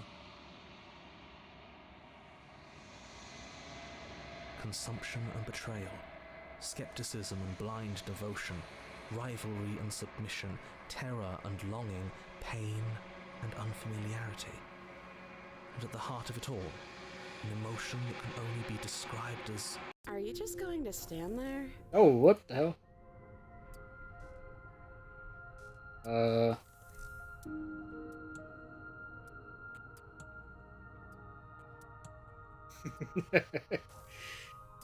Drakenhunter said when we bought the cabin, the landlord didn't warn us about this non-Euclidean nonsense. What the hell was that? What happened to us? Great question. I don't know. It's so strange. Like I'm fundamentally different, but also still the same person I was at the top of the stairs.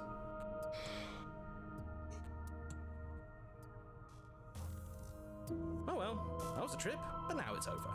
Time to get back to our old devilish ways. The princess, eyes bright but otherwise shrouded in darkness, watches you impatiently from the other side of the basement. Don't forget why you're here. Lynn says mushrooms do that. Damn, I shouldn't have eaten those mushrooms I found in the forest. And why are we here again? In case you weren't listening, I'm afraid I lost myself on the way down. You're here to... He's just being an ass, we remember. Though I'm still not sure if we should trust you. Let's talk to her for a bit, try and get our bearings. She seems... normal. Oh, hey Fenrir. Well, that's good. I'm glad that you're able to continue being with us at work. We just took a trip through a non-Euclidean space and ended up somehow in the basement. After I walked away from the cabin.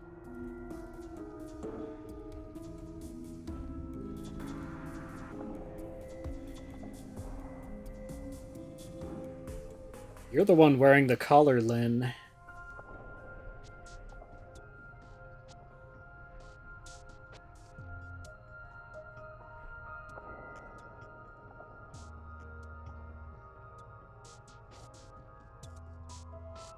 Getting down here was weird, like I was pulled apart and put back together. Do you know what happened to me? What, like you need me to hold your hand and tell you everything's okay? You're not really cut out for this, are you? Why are you even here? She's an ass. We're probably stuck down here forever, aren't we? There's no way out, and barely a way in. Oh. As the princess speaks again, it's almost as if she fractures. Oh. Whether we can do that? I don't like this. It's those cabins all over again. Can we put her back? You said you'd been here before, right? What exactly happened last time? Does it matter? Yes, it matters. But I'm not going to waste any more time prying out details if you're going to be so irritating about it. I am going to be irritating about it. Completely, and all the time. See? Lynn did a keyboard smash and then said hush, so Lynn's the one that's on the collar and says on the leash, so... It seems to me like you saw something you weren't supposed to have seen. If only you'd listened to whatever words of wisdom you were given in that other reality.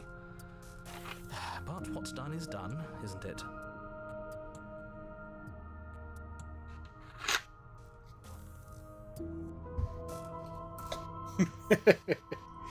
Okay, I officially don't like this version of the cabin, says Draken Hunter.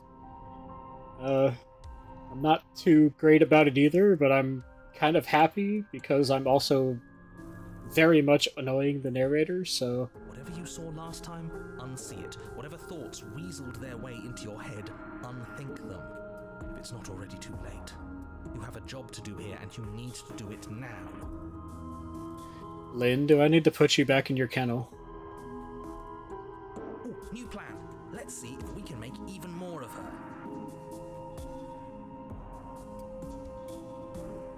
Let's see if we can make even more of her.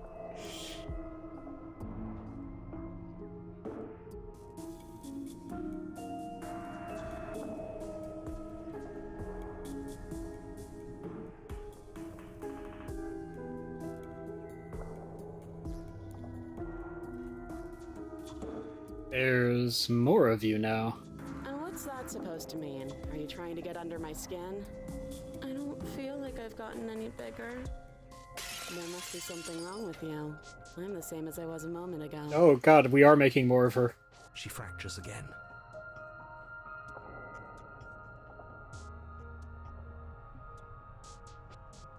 I don't like where this is going. Neither do I. Which is why you need to slay her now before things get more complicated than they already are. Nope, we're making as Even do that, where would we start? many princesses as we possibly can. We always start by retrieving the blade. The one he made us throw out the window. I wasn't the one who threw it. Hey, I threw it out the window by my own free will. Just to annoy the narrator. Oh, come on, you told us to. Don't try to pass the blame now that it's come back to bite us. Well, if I'd known we'd be dealing with this, maybe I wouldn't have been so hasty with my suggestions. I don't think we're going to be able to put her back. Kind of hurts to think about it, doesn't it? It's like everything we say just multiplies her. It certainly looks that way, so please, for the love of everything, stop asking her questions and stop stalling. You're obviously just making things worse. Nope, I'm going to ask every question. Hey, what's your name? You can address me as Your Royal Highness, or Her Majesty. Any honorific should do, really. Princess. It doesn't matter. I've been down here for so long. What's the point of a name if there's no one around to use it? None of them have names. How astute. I told you she was untrustworthy.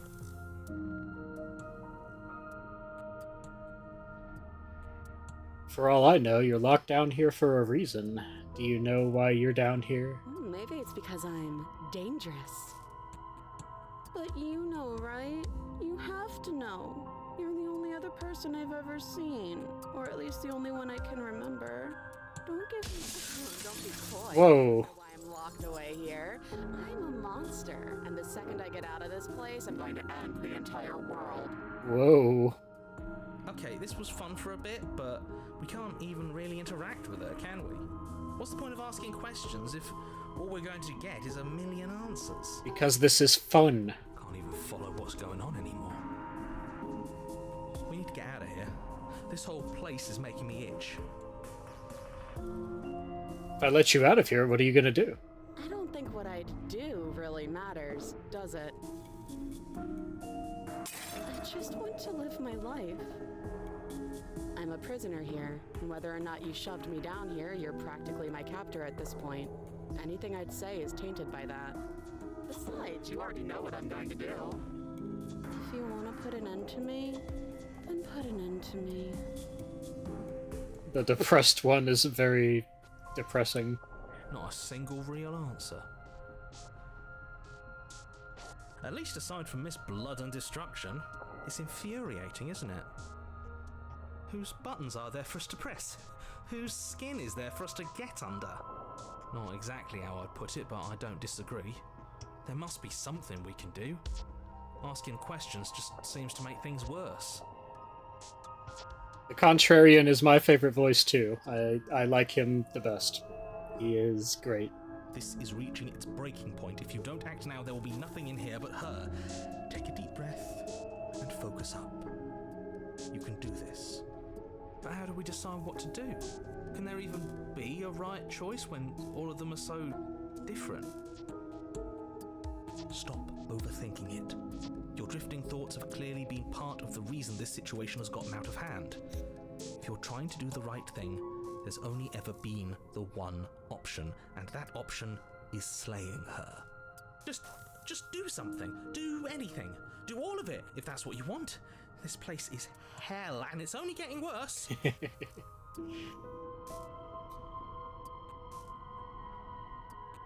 I'm getting you out of here. Try and free her. I don't know what you are, but I can't trust you. I can't trust anything in here. Leave her in the basement. Regretfully think about that time you threw the blade out the window.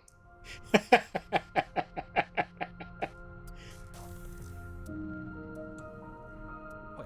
that's not right. Go on. You take a step forward. Your foot lands, but it lands different. You experience a firm footfall, a gentle tread, a confident stride. You can feel yourself rupture. The room spins, your perception multiplying in a sickening kaleidoscope as your very self is pulled in incomprehensibly many directions. Oh. You find the blade suddenly in your hands. All at once you use it to strike at her bindings as you remain upstairs and slay her. Leave her to perish. What?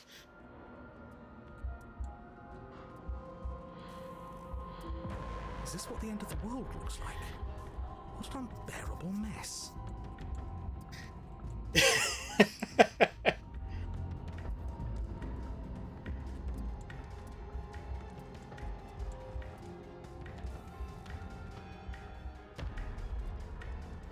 Fenrir says, game, pick 1, 2, or 3. Us, yes.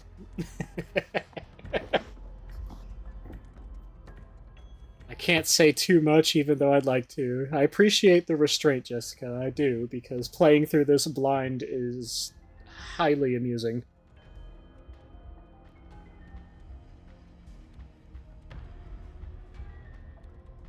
I stepped forward, and I am now simultaneously trying to stab her, running back upstairs, freeing her, and leaving.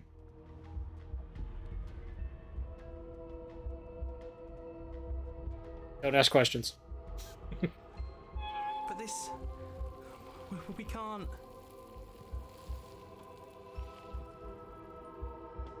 Do you not have anything witty to say? I could use a good bit of wit right now. Oh god. What? No, I don't, because this isn't fun. How are we supposed to have fun if everything is happening at the same time? It's the same as nothing happening, and nothing is excruciating. Oh, this is disturbing. Luckily for all, nothing and everything doesn't go on forever. The world and the princess collapse in on themselves before it all falls apart. I think he's gone. We were never going to salvage this, were we? No, I don't think so. What happened to us? What are we? There are parts of us that are dead, and the others, they just don't fit. They just don't fit. We can feel them moving around. Oh, what the fuck? Oh, this is... Oh, this is so... wrong. Did you do this? Did we do this? Can you pull us back apart? Can you fix us? We should help her. I think we did this. How surprisingly sincere. I didn't actually think our actions had consequences. It's a little late for regret, isn't it? Yeah, a little bit. Please.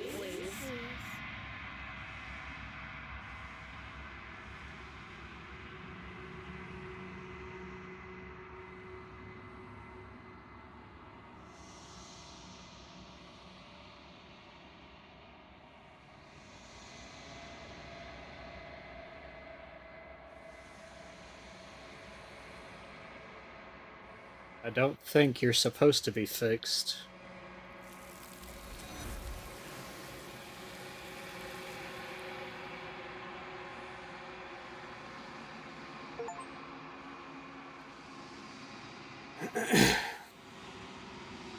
But you'll never know if she hears your reply. She's gone. Memory returns. She's gone. Where did she go? Should we try and find her? And there's that mirror again. Why is it here? Why now?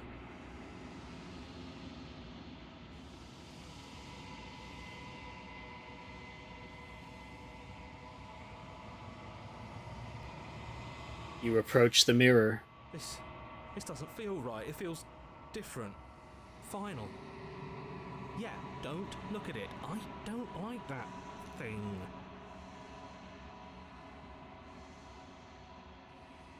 The voices feel small, distant, as you approach. Silence as you reach forward. They're gone once again. The mirror makes them leave. But you need to see what's in it.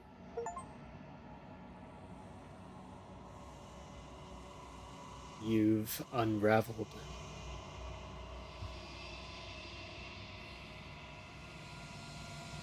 You find yourself in the long quiet once again.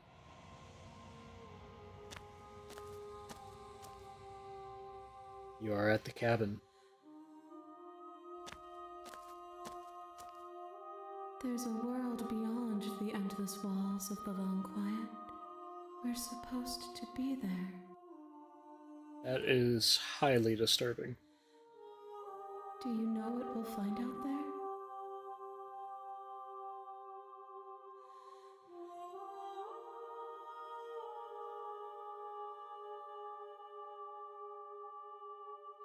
There's trees and stars, and there are people, I think. At least, there are supposed to be people. There is a warmth and sadness in me at the thought of people. Fresh tears on a winter's day. They are not like us. They do not last.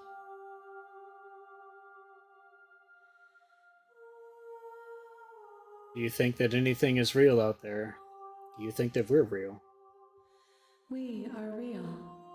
Nothing is an idea that dwells in the absence of something. But nothing cannot exist on its own. And because of that, nothing can't exist. That was interesting. Yes, you are completely correct. You have thoughts on this vessel? These ones are a contradiction, a winding kaleidoscope of paths and walk. They are stretched into a shape not unlike me, but it is a shape they cannot hold. They will make for a rich and vibrant heart. Do not mourn them, for they will finally get to know themselves. You know what's going to happen when you awaken. If I did, I would already be awake. Good point.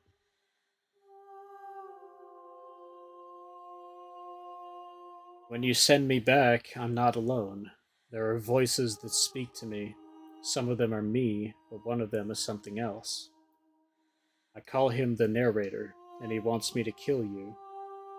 Do you have a narrator? Have the vessels had one? No, their thoughts are quiet. Do you think your narrator lives in the spaces beyond? Probably.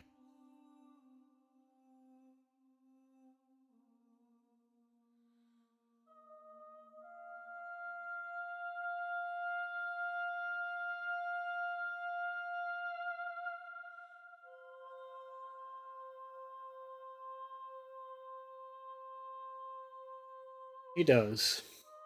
And when I find him, you and I are finally going to have some answers. Do not look to one who fears me for your truth. The only answers worth knowing are those we can find within ourselves. Narrator's gonna get slapped around when I get my hands on him. How many more vessels do I need to bring you back? One. Whatever you bring me next will be enough, and then gravity will pull the others back to me. I will be singular, a final multitude.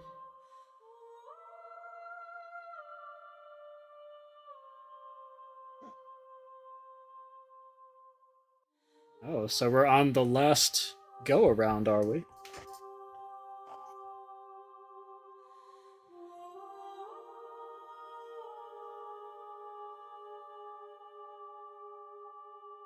No, I'm not going to pull away at this point. I'm ready to go back. The next time I see you, each of us will finally know what we are. I will be here, waiting for you. Everything goes dark, and you die.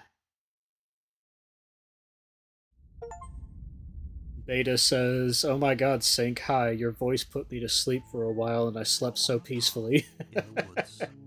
And at the end of that path is a cabin. Well, And in the basement of that cabin is a princess. I'm sorry I put you to sleep, but I'm glad you managed to get some peace out of it. You're here to slay her. If you don't, it will be the end of the world.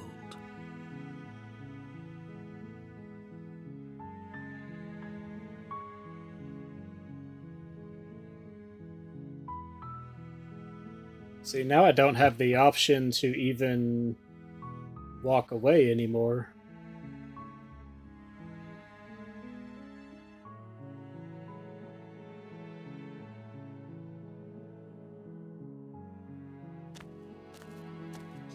You make your way up the short path to the cabin.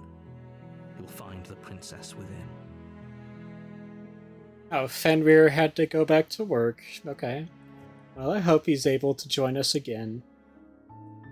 On one of his walks, maybe. Beta says, "You should not be sorry. Genuinely love your voice." Aw. Well, thank you. I'm glad that we could...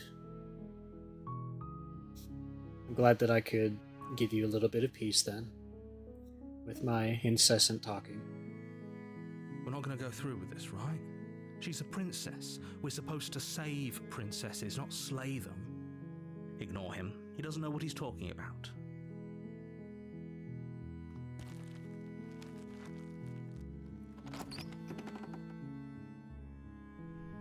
The interior of the cabin is almost entirely bare. The air is stale and musty, and the floor and walls are painted in a fine layer of dust. The only furniture of note is a plain wooden table. Perched on that table is a pristine blade. The blade is your implement. You'll need it if you want to do this right. Ignoring the blade. The door to the basement creaks open, revealing a staircase faintly illuminated by an unseen light in the room below. This is an oppressive place. The air feels heavy and damp, a hint of rot filtering from the ancient wood. Her voice softly carries up the stairs. Hello? Is someone there? It's hypnotizing.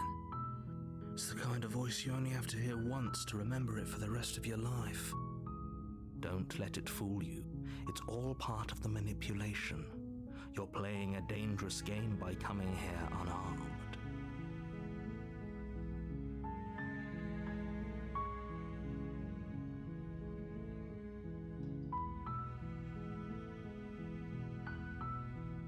Good. Continue down the stairs. It would be better if you had a weapon, but you may still be able to do what needs to be done. Beta says, "Who keeps putting the blade so far off the edge of the table? Don't they know it's unsafe, especially if the blade is also pointed outwards?" You know, I don't think that the narrator minds very much if I stab myself. You walk down the stairs and lock eyes with the princess. There's a heavy chain around her wrist, binding her to the far wall of the basement. She's beautiful. How could someone like this be of threat to anyone? I am begging you to stay focused. There's a lot riding on you here. Hi. Do you think you can get me out of these chains? I'll see what I can do. You're only making this more difficult.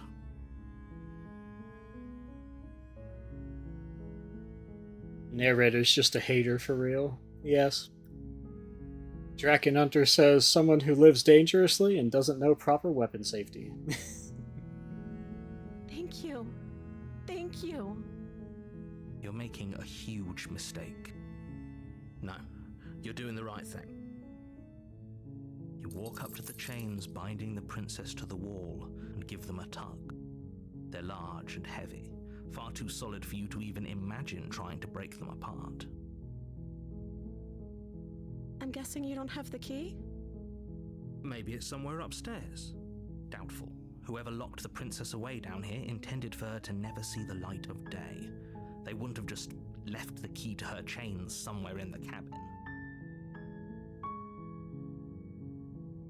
I'm going to check upstairs. Maybe the key's still lying around somewhere up there. And if not, maybe we can at least find something to break you free. Okay. I'll be here. Good luck. You attempt to make your way out of the basement, but the door at the top of the stairs slams shut.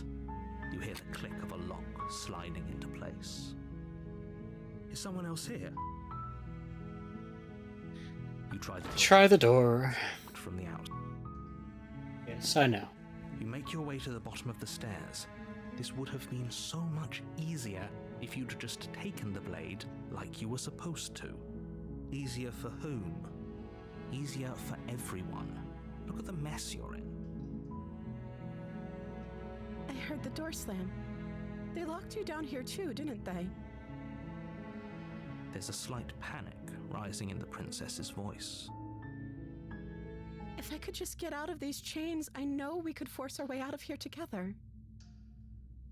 She barely hesitates before raising her mouth, her teeth tearing through her limb with the determination of a trapped wolf. I know she did this before, but that is still so unsettling. As she rips her flesh from her bone, a sound comes from behind you, the clang of bouncing metal. It's the blade from upstairs. You're not sure how it made its way down here, but if there's a time to strike, it's now. Or we could use it to free her. You won't like what happens if you do that. Well, I'm going to. Fine.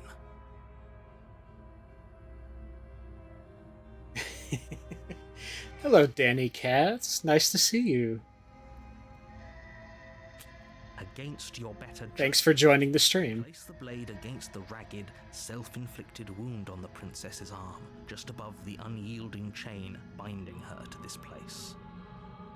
You see, how can she still look so adorable after just trying to gnaw through her own hand? It's just not fair. You cut into her flesh. The blade is sharp, and it takes little effort to crack through the bone of her arm. She says, "Ew, don't do that, it will get infected." Her limb falls to the ground. Somehow I don't think infection is a big concern for her.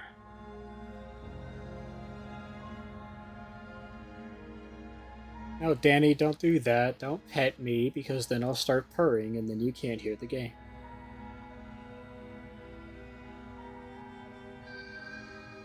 She didn't so much as utter a sound through the whole ordeal.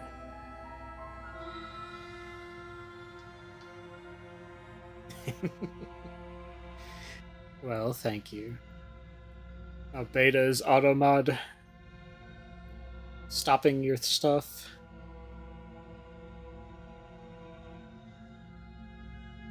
Jessica says, to be fair, she has many hands. That is true. No, she didn't.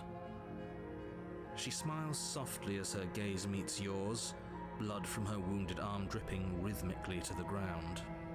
How is she still smiling after everything? It's like she isn't even bothered by what just happened. Thank you. Now let's get out of here. No, we won't have any of that. The stakes are too high. You can't just let her escape into the world. No, I can't just let her escape into the world. As the princess approaches the bottom stair, your body steps forward and raises the blade.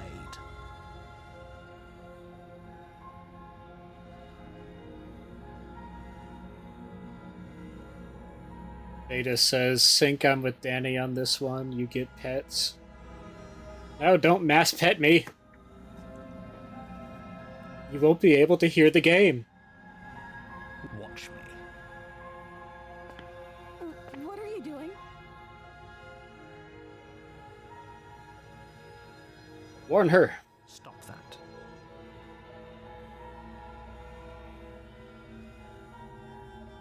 Something's come over you, hasn't it? You know you don't have to do this, right? Your body lunges forward, the blade held low, ready to sink into her heart. But the princess dodges, stumbling back against the wall before the blade has a chance to connect.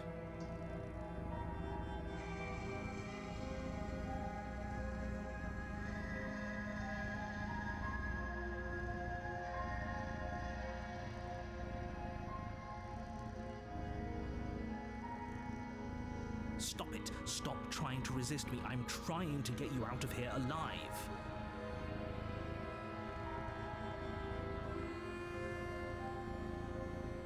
Oh, there's no resisting this time. Guess that's a dead-end path.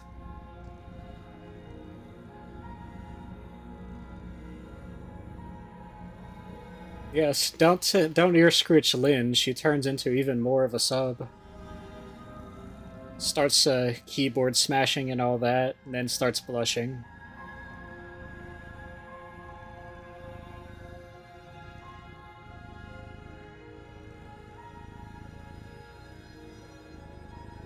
Thank you. There's no getting through to you right now, is there? A betrayal of will is still a betrayal. You'll regret thinking of me as a helpless damsel.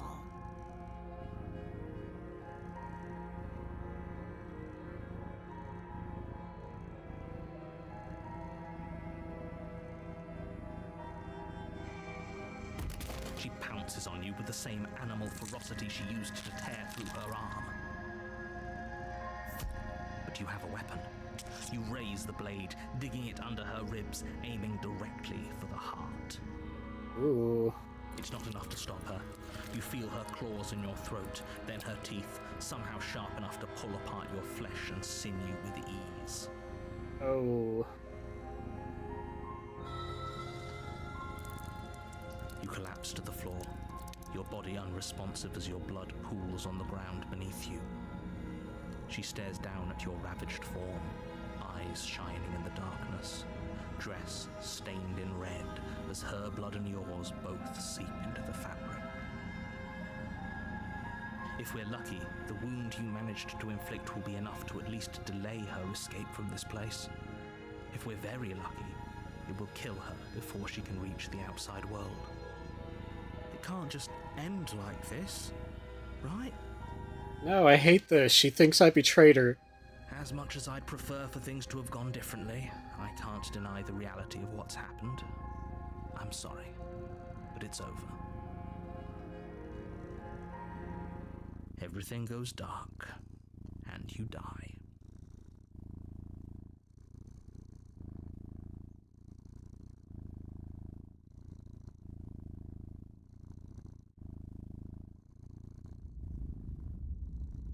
Chapter 2, The Witch. You're on a path in the woods, and at the end of that path is a cabin. And in the basement of that cabin is a princess. You're here to slay her. If you don't, it will be the end of the world.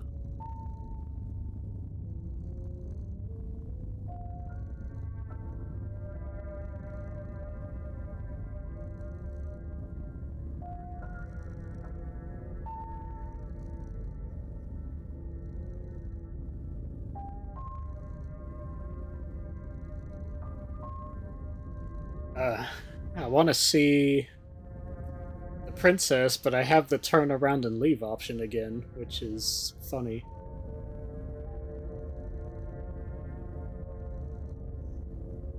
Hmm.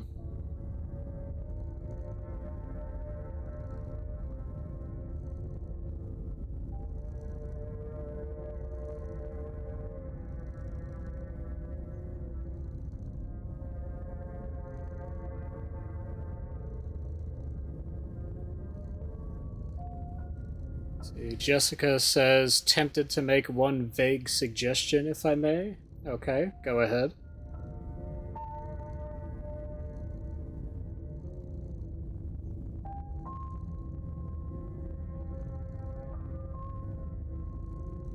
I told you ear scratches would make me purr.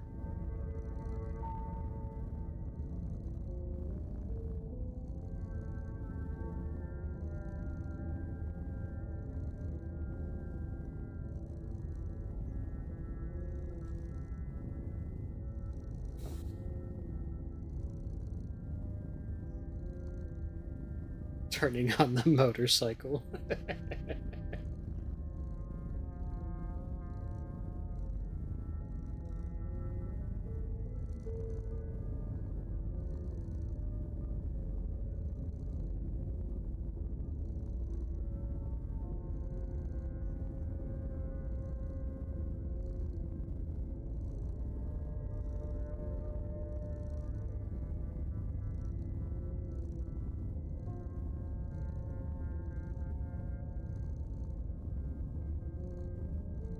But I already slew the princess. Sure, she also killed me, but I definitely got her. I am a here again. I can assure you that you didn't slay her and that she didn't kill you. People don't just spring back to life after dying, and the two of us are meeting for the very first time.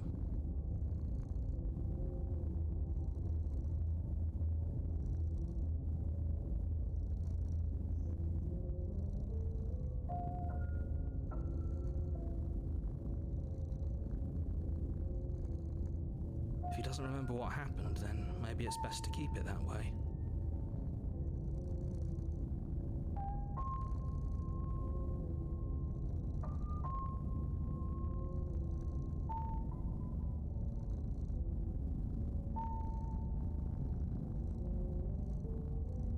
Oh, I feel like I might have missed the suggestion somewhere.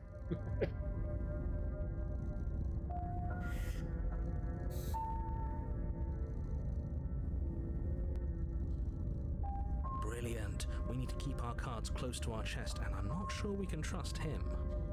Voice of the Opportunist. Right? It's going to be a lot harder than you think to keep secrets from me. Did I say I'm not sure we can trust him? Slip of the tongue, bit of the old brain fog. I meant to say that we should probably head over to the cabin and slay that princess. We already know we can't trust her, so let's get on with the show.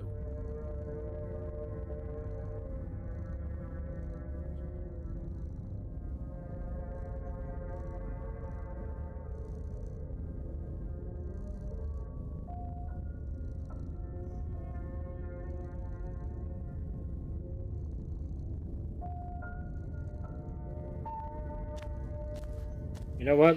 I want to turn around. Before you go any further. She will lie, she will cheat, and she will do everything in her power to stop you from slaying her. I want to turn around just to annoy the narrator, but I want to see what this princess is too. You can trust us to get the job done.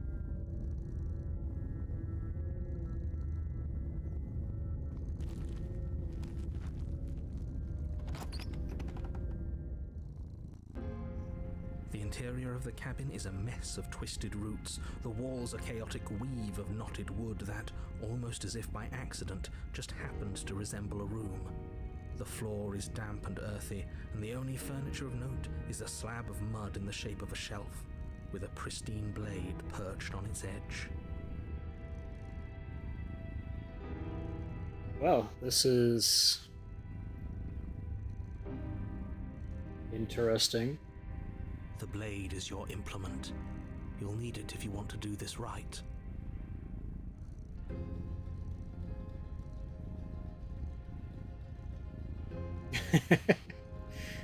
Danny says, so cute, I love his purring. Thank you. This house looks like human skin. I think Lynn knows where we're going. Love this run. Feel like she's seen this one before.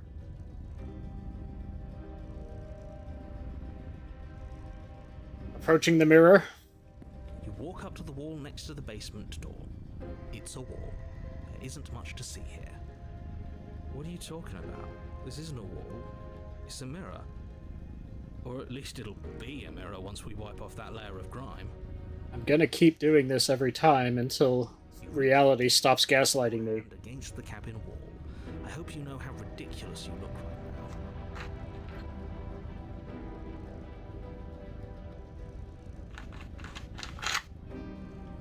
now.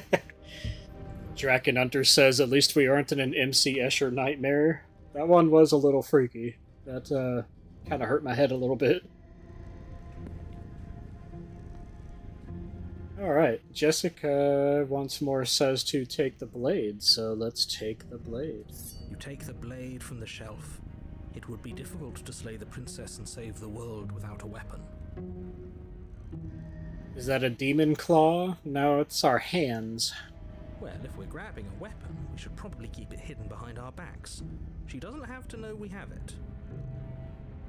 My theory is that we are playing as an Aarakocra, a divine messenger that is helping a god be born. That's not actually a bad idea.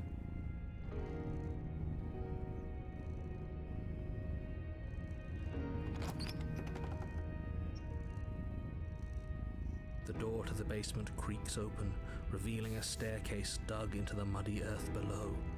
The ceiling is thick with roots that hang like locks of tangled hair. The weak starlight from the cabin windows behind you can barely penetrate the gloom here, only illuminating the edges of an opening below. It shines in the darkness like some kind of massive maw, waiting to swallow you up into the earth.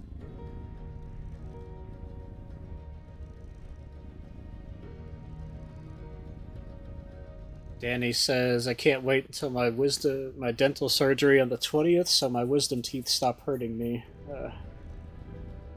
Yeah, I remember getting my wisdom teeth taken out. That wasn't fun, but neither was the pain. Shining says, why do I hear purrs? Is that you? Yeah, they petted me, so now I get purring. The air smells of dirt and copper. It's thick and wet, as if your lungs are being coated in mud with each intake of breath. If the princess lives here, slaying her would probably be doing her a favor. Her voice skitters up from below. Something nasty finds itself on my stairs. Come on down. Don't be scared. I probably won't bite. Ugh.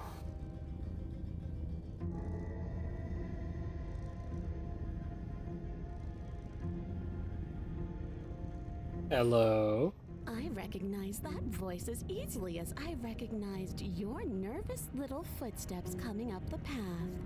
I know who you are, and I remember what you've done. She must have you confused with someone else. Narrator, fuck off. You are so annoying. She seems friendly enough. Maybe we can talk our way out of this whole situation. She seems reasonable enough. Guys, I think I'm gonna die again. You can't. Unless you slay her right away, she's going to break free and end the world. There's no reasoning with what she is. Look, I'm just throwing ideas out there. I like to think out loud. I'm the kind of guy who likes a discussion. Don't we want to hear what everyone has to say before making any big decisions? Do you want to hear what everyone has to say? Or do you just want to hear yourself talk? You need to stop lingering. Your task is to slay the princess, not endlessly debate about what to do with the princess.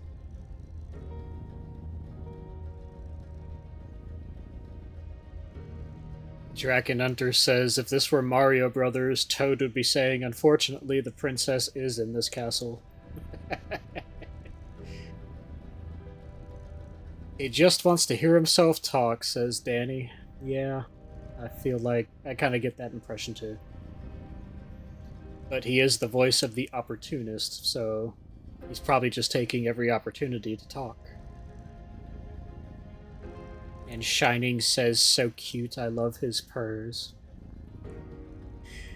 You guys make me smile. Fine, fine. You're the boss. Thank you. You descend the basement steps, entering the dark room below. How are you guys going to hit me right in the furry like this?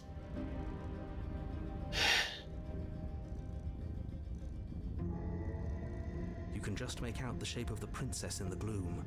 She's huddled against the far wall, her eyes bright and glaring from amid the thick roots.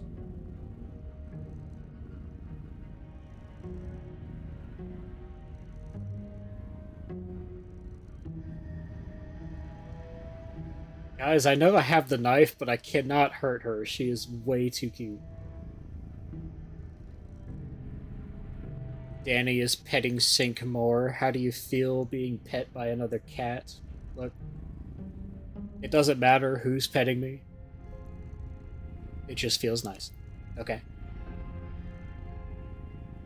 I don't mind if it's another kitty. Especially not an adorable kitty like you. And there you are, one hand tucked away behind your back, gripping that sharp, sharp blade, no doubt. That's no fair. How would she know that? That's no fair.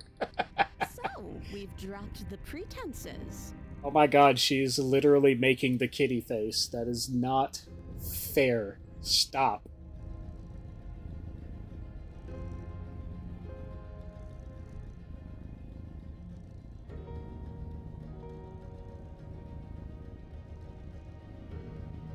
Good. You made a comment back in the woods about having been here before. Now she's acting like the two of you already know each other. Oh, no. You've already been here, haven't you? Of course we've already been here. You never listen to me when I tell you that. That's pretty sharp. How'd you figure that one out? Call it deductive reasoning. Well, you seem to be great at it. So, you really don't remember us, do you? No, I don't. But you and the princess clearly have a shared reality, even if I'm not a part of it. I won't waste time fighting you on something that's clearly true. I'm just glad we could put all this behind us. Is it all behind us? Just focus on the task at hand. I don't care if you've been here before, and I don't care if you think you'll go somewhere else after this. My world is on the line right now, so I'd appreciate it if you would take this seriously and slay her. Okay, apparently your world is never on the line, otherwise I'd have gotten rid of you by now. Let's chat her up a bit first. Maybe we can find a middle ground where everyone's happy. Don't talk to her. You're just going to make things more difficult than they have to be. Well, I seem to remember you having a tongue. Stop making the kitty face. Stop it.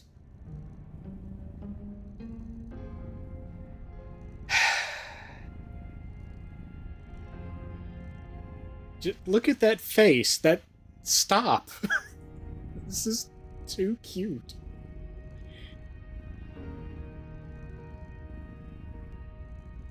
Oh my god, she's literally making the :3 face.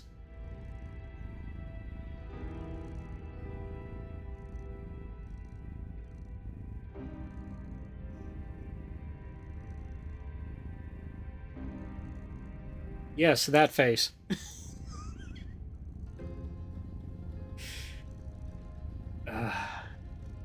Alright.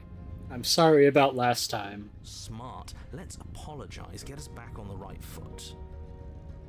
Oh, you're sorry. Isn't that nice? You're such a gracious little monster.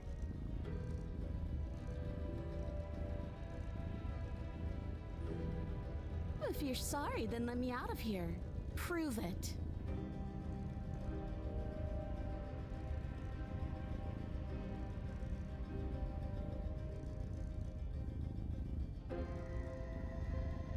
I get the sense that you're not happy with me. Is that a joke? Do you think a joke will charm my trust back? You'll have to try harder than that.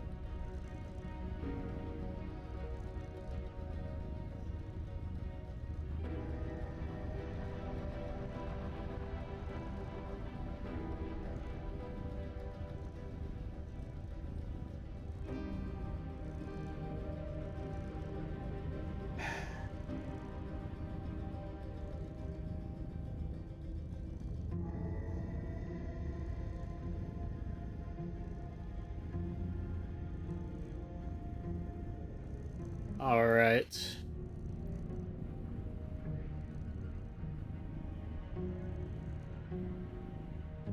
I don't want to hurt you, but clearly there's some broken trust. Take this as a gesture of my goodwill. You can't be serious. Now, hold on. We should put this to a vote. The blade is one of our most valuable assets. We can't just give it to her. What if she uses it to kill us?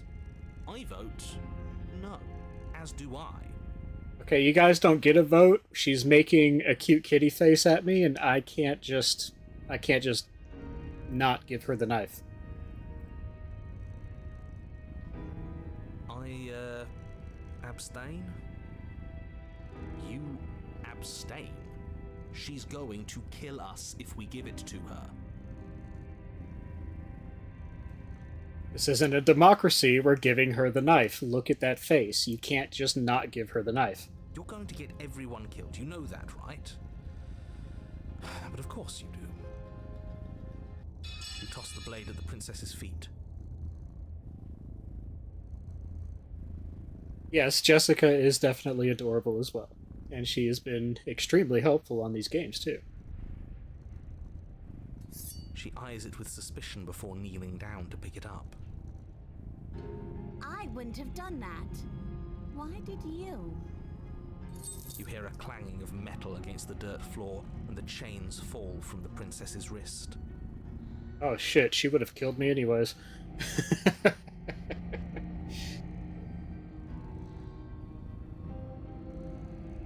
Beta and Lynn, you are not to plot against me. You already have me purring. What else do you want?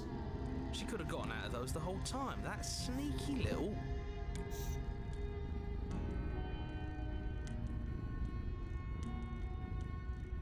A woman after my own heart.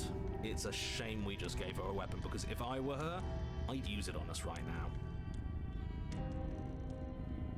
Then again, I guess those two together aren't much of a challenge. I just have to start scritching their ears and calling them good girls, and they'll do what I say.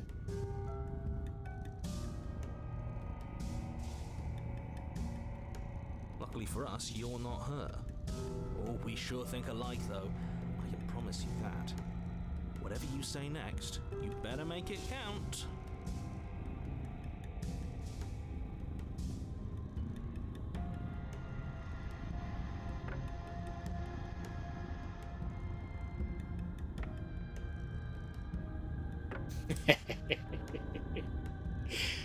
Such good bunnies.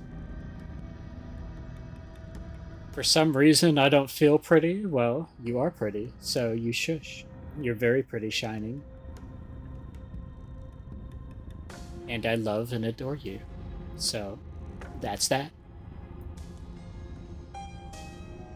Now, let's figure out if this kitty's going to stab me repeatedly now. She creeps forward, taking one cautious step at a time until you and she are face to face.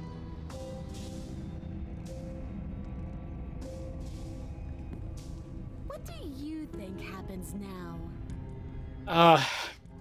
Why are you getting closer to me and still making that face? Stop it.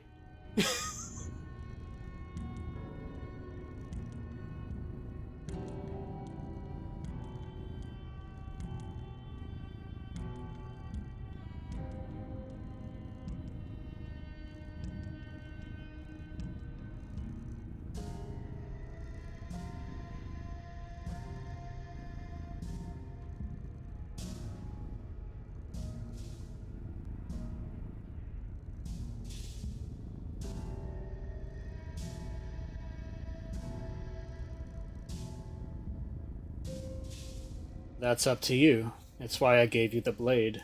I chose last time and I regret it, so now it's your time to choose. Her shoulders tense and her eyes dart away. This is another trick. You're trying to sow doubt, but it's not going to work on me. And then I die. Blade in your heart. What? No, come on, that's not right. I told you. This is what she was going to do. Glee dances across her face as you fall to the ground. I did it. I got you. You... The princess seems to tremble, her smile fading quickly, replaced with concern. Her nervous eyes brim with tears. Why? Why did you let me do this? But you don't have the strength to respond, nor do you have the time. Everything goes dark, and you die.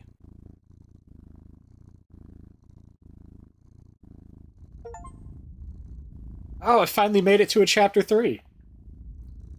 The Thorn. You're on a path in the woods. She stabbed us. She actually stabbed us. Sink letting himself be stabbed for the love of the cat face. Yeah. What can I say? I mean, you just make a cute kitty face at me, and I don't know. I'll let you stab me. It's fine. Ooh, she's starting to like us, right? Of course she stabbed us. We gave her the blade, which, I might add, I voted against. But the whole point was that she wasn't supposed to do that. The whole point of giving her the blade was to break the cycle of violence, and she just killed us anyway. I guess it really doesn't matter if she killed us though, right? We're back here, which means that everything's fine, or fine adjacent. But guys, death is kind of starting to lose its meaning, since every time I die, I just end up right back on this damn path.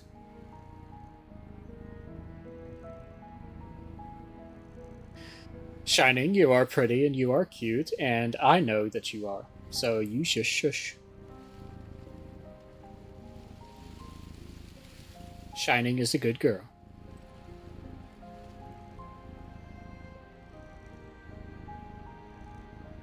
Would you mind voicing my lore character, Callum Vale? I mean... no, I wouldn't mind.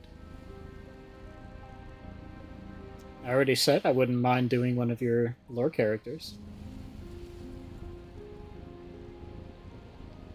Maybe she won't be as keen to betray us this time. We've already proven to her that we can change. Maybe that's all it'll take to show her that there's another way to do things. You know, maybe you're right. In which case, I suppose the only thing to do is to get back to the cabin and give it another try. Give what another try, exactly?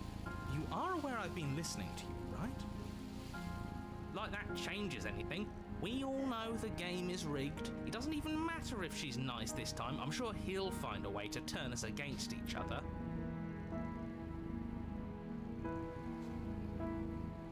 Great, so you've obviously been here before, since you apparently died at least once. Twice, actually. Sure. Twice. Then I'll spare you the little introduction I had planned. You already know about the princess, and clearly you already know that she's dangerous. So don't muck this up. It's bad enough that this isn't your first time through.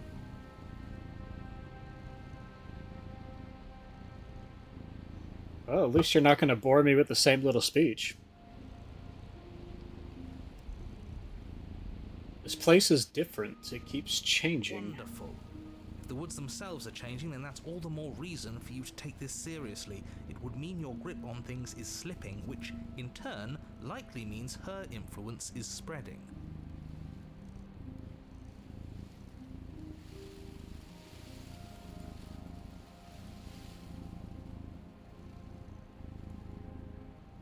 Well, Danny's a good kitty.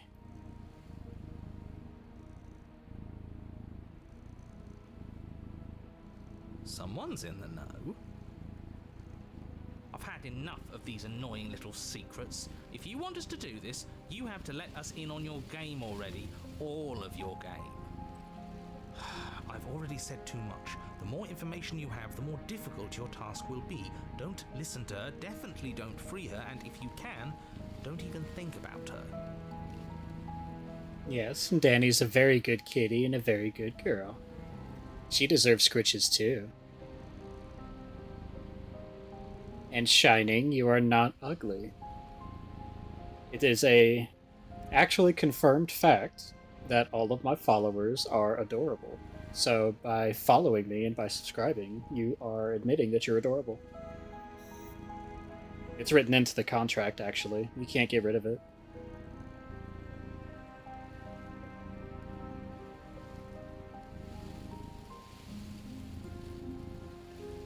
We're going to free her.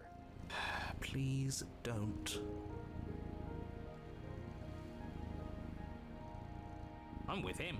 If our previous encounters have taught us anything, it's that freeing her is a bad idea. Let's just see how the wind blows. I'm not opposed to saving her, but let's not rule anything out just yet. Let's see what she has to say.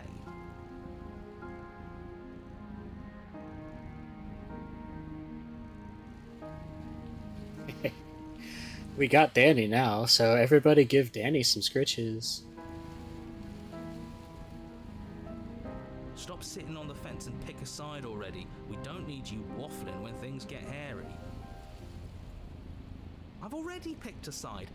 Our side. I'm here to make sure that whatever happens, we wind up on top. Because that's worked out great so far. Well, we're not out of the game yet, are we? And again, I'll have you know, I wouldn't have gotten us killed last time. I wanted to stab her in the back, not hand over our precious backstabbing implement.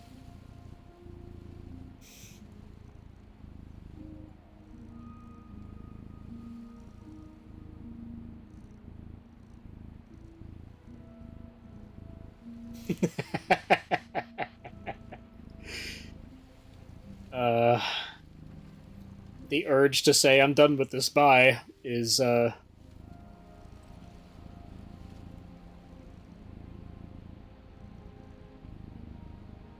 urge to say I'm done with this bye and just to leave is really high, but I also want to see what'll happen this time.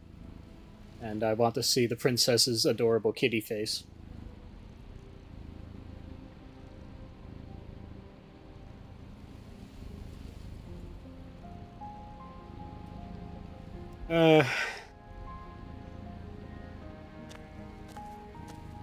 It isn't long before you find yourself at the base of the cabin. I think it's clear where everyone stands at this point. I don't know if I'd say everyone. You talking about me? I have a position. It's a good one, too.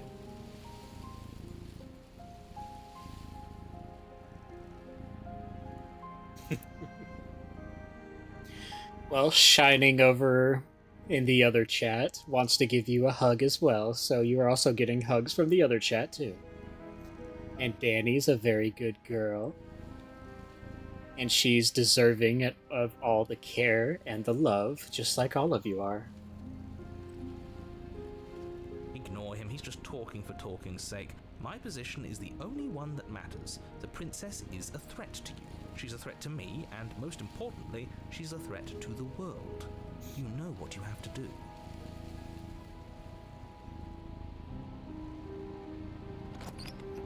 Aw, and Danny's even feeding people fishies. Interior at all anymore. The burned out ruins merely suggest the shape of the structure that once stood here, charred wood still reeking of ash. Ooh, I love the pretty flowers. The fresh smell of spring growth after rain, the promise of new life in the wreckage of the old. The only furniture of note is the crisp shell of what was once a table, a pristine... Wait, this isn't right. This is supposed to be a pristine blade. Why isn't there a pristine blade? We gave it to her last time. She can't still have it, can she? Well, it's not here, and if she has it, let me guess, you want to get all chummy with her. Look, as far as I see it, if it's between him and her, I say we side with the one who has the weapon. It's just the smart thing to do. Opportunist. You're missing a point here. You live in my head.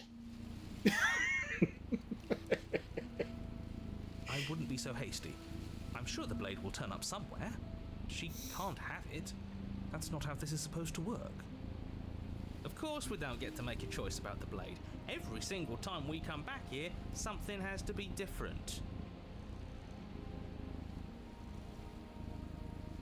Approach the mirror. You step forward and approach the scorched entryway leading to the basement, hesitating before you begin the descent. It went away when we touched it last time. Not that this place always follows the same rules. You reach forward and wave your hand through the hollow entrance leading to the basement. What are you doing?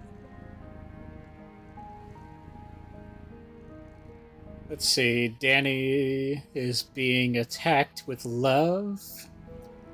Saying, "Sink, save me, I'm gonna get loved on." Oh, you want me to save you? No, I'm sorry. Everybody love Danny more and give her lots of help. Give her lots of hugs and kisses and hugs and nuzzles. Make her purr. Figures. Well, seems like the only way to go is forward, isn't it? Yes, that's where everything tends to be. Let's just put on a good face and have our wits about us. Enter the You basement. step through the frame of scorched wood and make your way into the darkness below.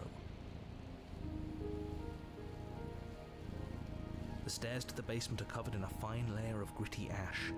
The air still feels warm, as if the fires that ruined this place had only recently been extinguished.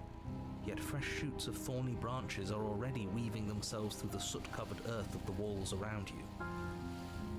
Their spines point courteously down towards the basement, so you're able to brush past their jagged points with ease, at least on the way down. But you don't need to think about the way back up just yet. That's a matter for after the world's been saved.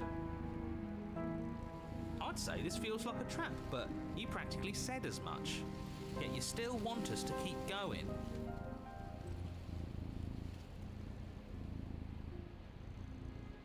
Ooh, Danny is getting absolutely pounced and loved on. Well, that's good. Danny's such a good kitty. Such a good girl. Just like Beta and Lynn and Shining. All such good little bunnies.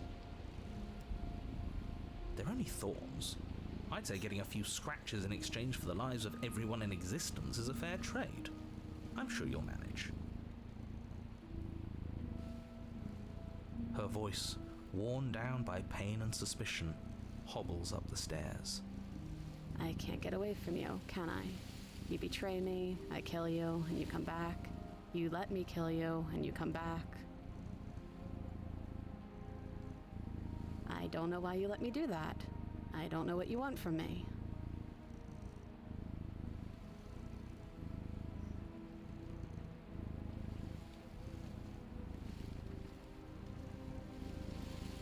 I think you know how this goes. I'm down here and I can't leave. So, come down and talk. It's not like I can stop you. You continue down the basement stairs, brushing past the smooth edges of thorns that grow more and more plentiful as you make your way forward. You step out into what was once a vast open cavern, now overrun by briars and prickles and thistles. Oh. The space thick with hostile vegetation. At the heart of it all, encased in a tight weave of vines, is the princess, her bloody, trembling hands clutching a pristine blade. Did you know this was going to happen to me? Are you here to watch me suffer? Are you here to laugh? No, I'm not.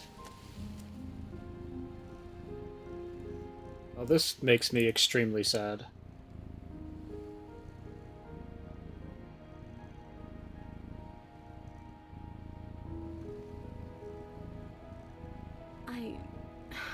I want to trust you. Her grip tightens on the blade. But you're hiding something, aren't you? Why would you help me if you weren't helping yourself?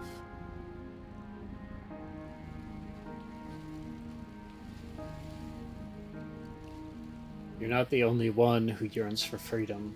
I'm as trapped as you are here. I think we need to leave together. The princess clutches the blade closer to her chest. That sounds nice. I'm so tired of the bad blood between us. But it's hard to let it go. You've hurt me. Her eyes dart away from yours for a brief moment. And I've also hurt you.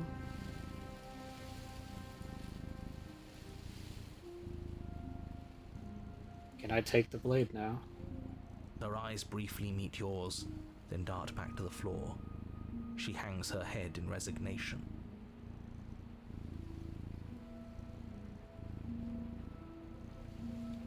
Okay.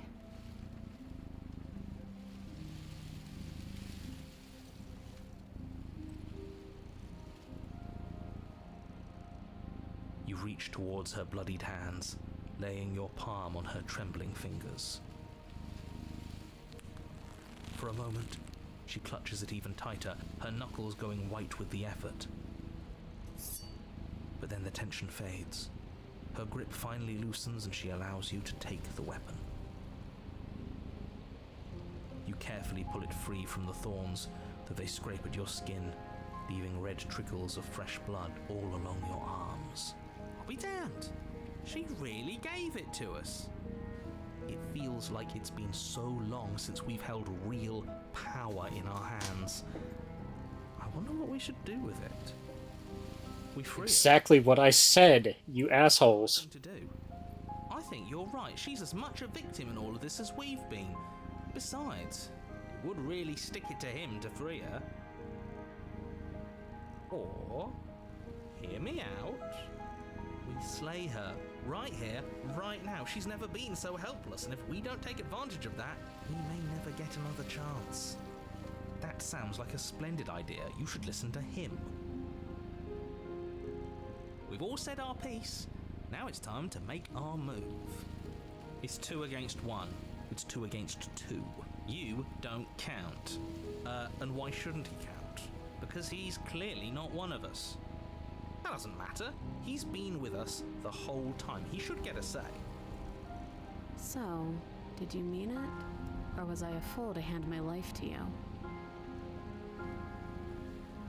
This isn't a democracy. Yes, what a good idea. Let's cut her free.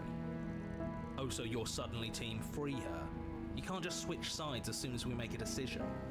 I can do whatever I want, and I believe with my whole heart that this is the right course of action. Let's free this princess. Even if he'll stick a knife in our back as soon as he has the opportunity, it's still better to have him nominally on our side. At least that gets him to shut up for a while. See? We're all friends here, united in our actions and intentions. Yeah, united. But the other one has a point. If it keeps you quiet, sure, we're all friends. You take the blade to the thorny vines imprisoning the princess, and she flinches, relaxing only slightly as the blade slices into the thick vegetation rather than her arm. And she flinches again as the last of the vines is cut away, as if, after all of that, she's still expecting you to turn on her and stab her in the heart. But you're not going to do that, are you? Still, all it would take is a single slip of the blade. Narrator, if you fuck this up, I swear I will destroy you. I will just completely destroy you. Is that really all you've got? Threatening us with an accidental misstep? I expected more from you. Our blade didn't even waver when he said that. Yeah, you're right, he's a bit of a nobody, isn't he? Good thing I've been on your side of all this since the beginning.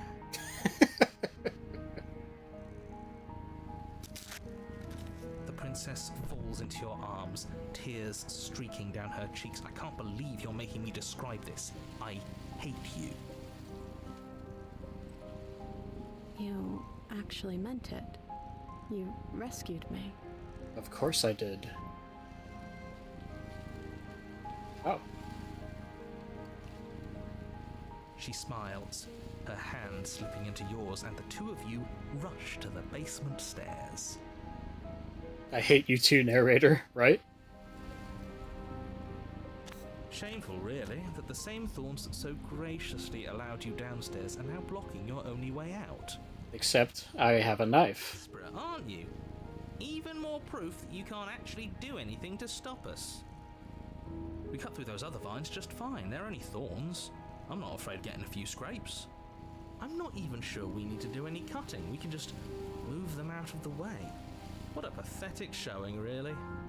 A few pointy sticks can't keep us down here. We're both meant for so much more than this.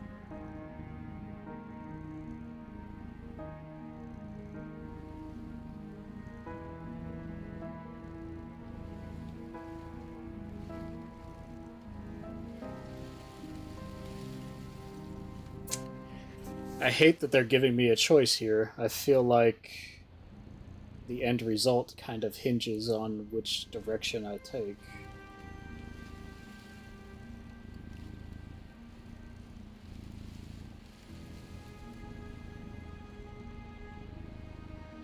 I'm gonna go with the one...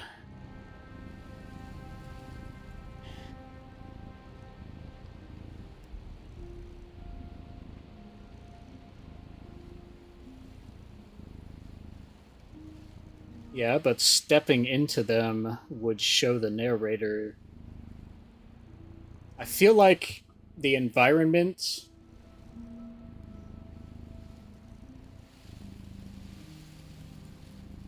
I feel like the environment depends on what we believe, and if I believe the narrator has control, then he does.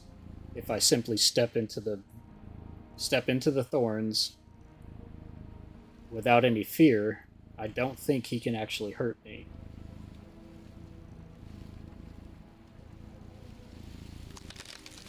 As you step into the thorns covering the basement stairs, they yield. I knew it.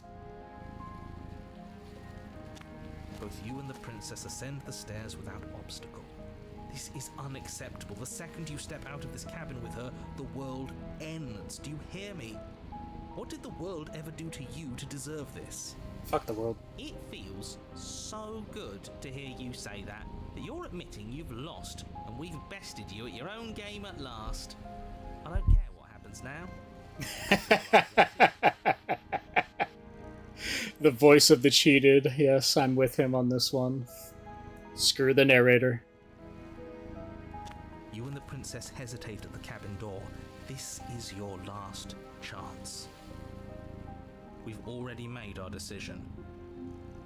We're finally leaving here together, aren't we? And all we had to do was trust each other.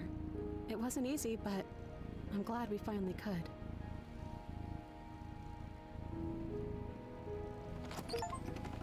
Hands clasped, the two of you open the door and step out into a new day, you irredeemable murderers. You irredeemable murderers. What do we do now? Well, now you're going to be taken by the hands. Where's everything going? Why is it so cold?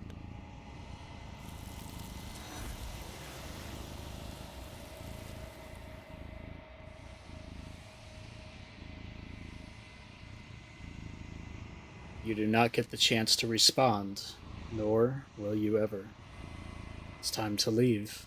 Memory returns. Alright, guys, this is the final time we're going to be going back to the entity. She's gone.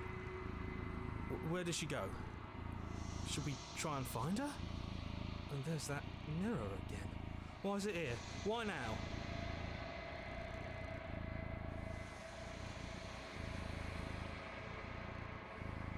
Beta says, what if the end of the world is just the end of the game and he doesn't want it to end? Good point. I really hope we get to throat slam the narrator, Drakenhunter says.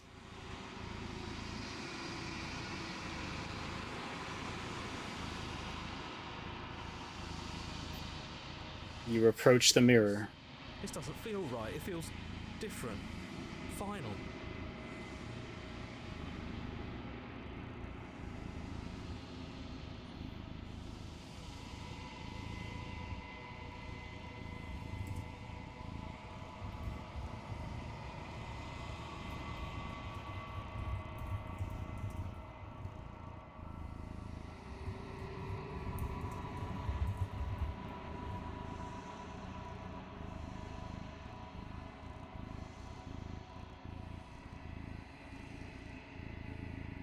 It's going to do something to us.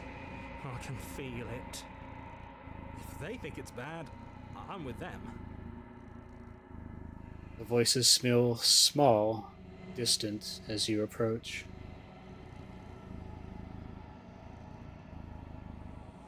Silence as you reach forward. They're gone once again. The mirror always makes them leave. But you need to see what's in it.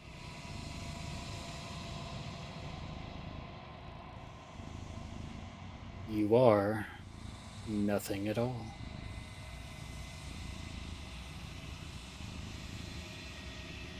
But that isn't right. You can't be nothing.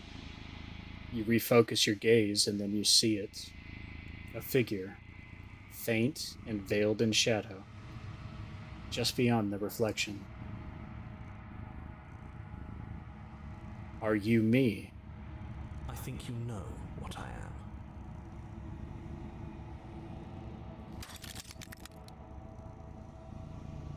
A crack slides down the center of the mirror, splitting the image in the glass in two. And then another crack forms, and another, turning the mirror into jagged shards of broken glass.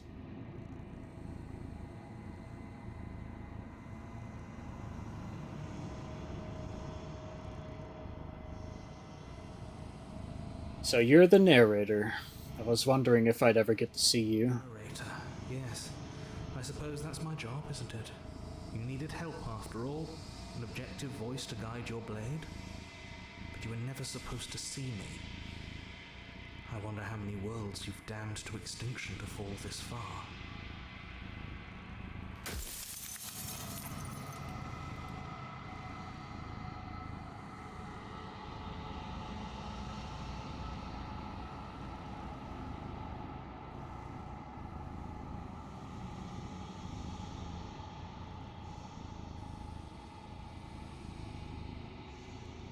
I wasn't supposed to see all this, was I? You were either going to have seen all this, or you weren't going to have seen all this. This is worse, but you still have an opportunity to save the world. You can still slay her.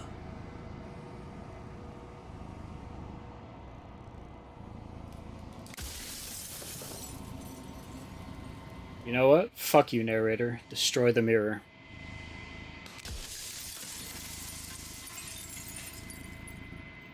You have heard enough. You already know what you are. You are the long quiet, a vast and nascent god. It is finally time for you to wake up. All of this is you.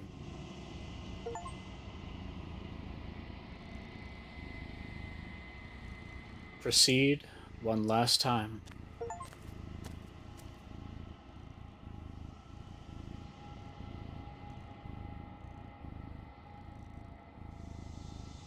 When you arrive at the heart of things, there is no final vessel for you to bear witness to. There is nothing for you to find.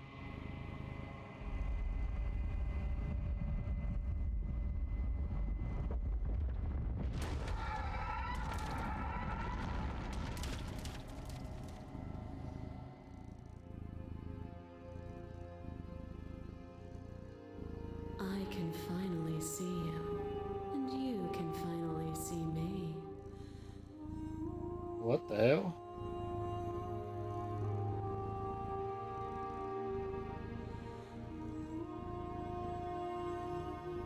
Jessica says you were not kidding, you slayed the narrator. Yes, I did. Screw the narrator.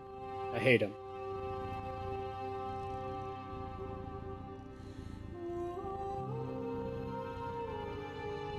It's been so long, and my heart has ached for this moment. I've missed you dearly.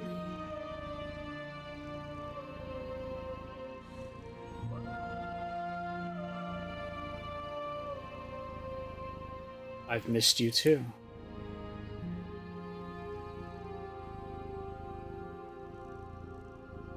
She unfurls an endless cascade of smiles in response, and then patiently waits for you to continue.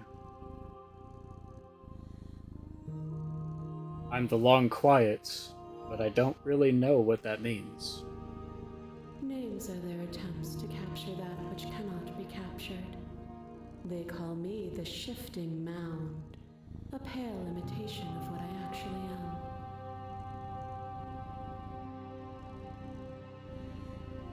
So what happens now? Ever the passive player, always reacting and never acting. But it's woven into your nature, isn't it? When the echo spun us from one into two, he gave you a choice and me a role to play. I am not death, but I contain it in my multitudes. So, will you attempt to destroy me and bring about a world devoid of death and the possibility of meaning? Or will you open the final doors to our liberation?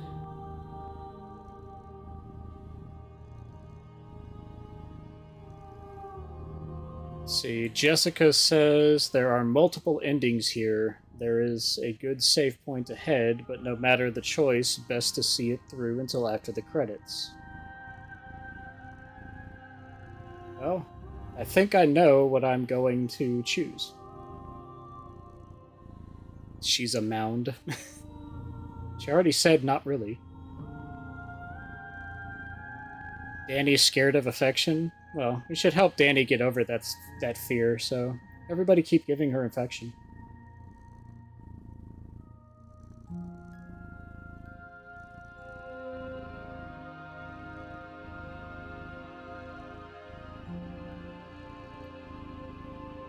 There's so many stories we left unfinished. Can we really just leave? Even as your eyes begin to open, we still hold on to the notions of is and is not, of beginning and end. Pitch black islands in the blinding light of the infinite. There is nothing to resolve, nothing restraining us but us.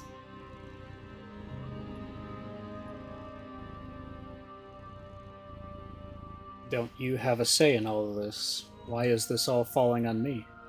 Of course I have a say in all of this. You and I share reflections of each other's burdens, just as you and I share reflections of each other's gifts. If we didn't, the winding paths that brought us here wouldn't have been full of strife and conflict.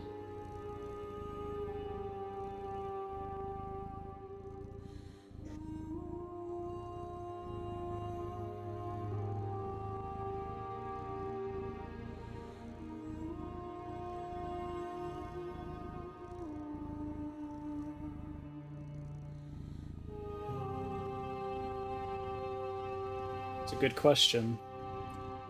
If you were always going to become this, then what is the point of me doing anything? Did it even matter what roads I walked if all of them led to this moment? If you're saying that, it's because you don't yet understand. But we cannot use words alone to grasp at things that words cannot express. And you cannot rationalize with logic that which defies it. Violence and passion are dances that both of us know well. If this is what it takes to enlighten you, then so be it. A thought is a vine, and some thoughts nurture thorns that bleed the soul, and endless growth that blots your vision and strangles your trust.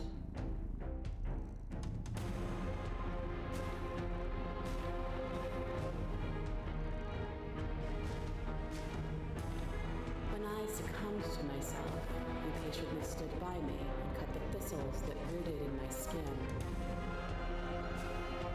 Your compassion is what freed us both. But compassion is a thing that must be nurtured, and you cannot nurture that which cannot change.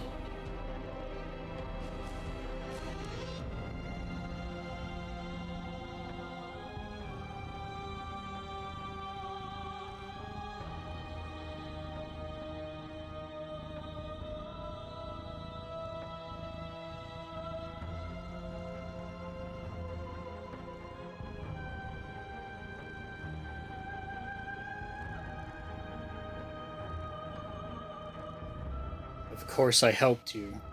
I didn't want us to hate each other. Then help me again. We are each other's liberation.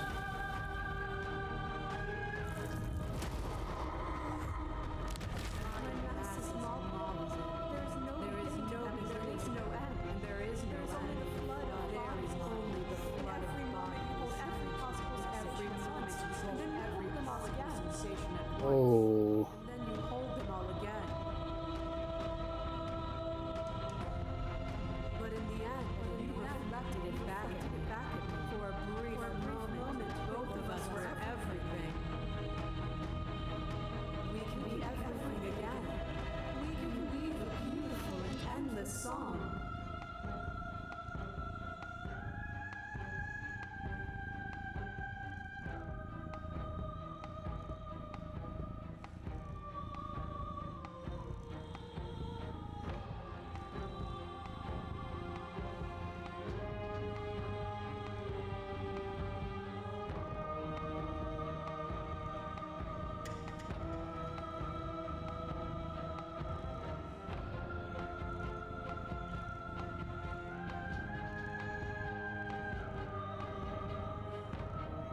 You speak about life and death, and change and stagnation, but that isn't what any of this has been about.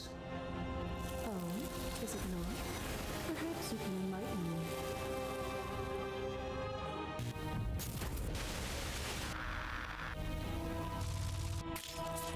Your little heart holds a stake into your body, and another, and another, and another. Do I miss your heart because I can't stand to see it go? Love melted into skepticism, and you pulled back layer after layer after layer, until all you were left with was the knowledge that you did not know me. Oh, interesting.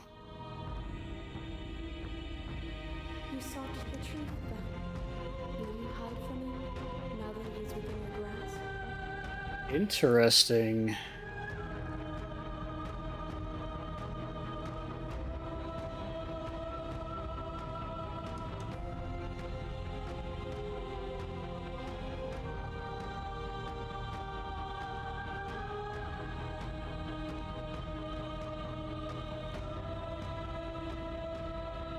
I don't want to hide from the truth. Then don't.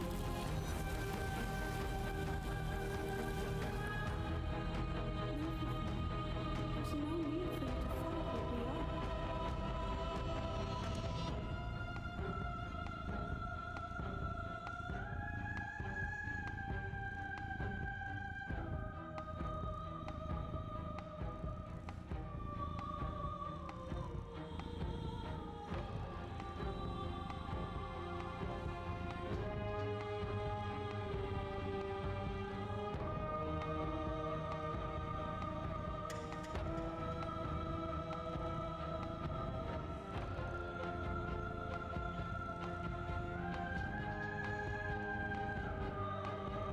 I was always going to leave with her.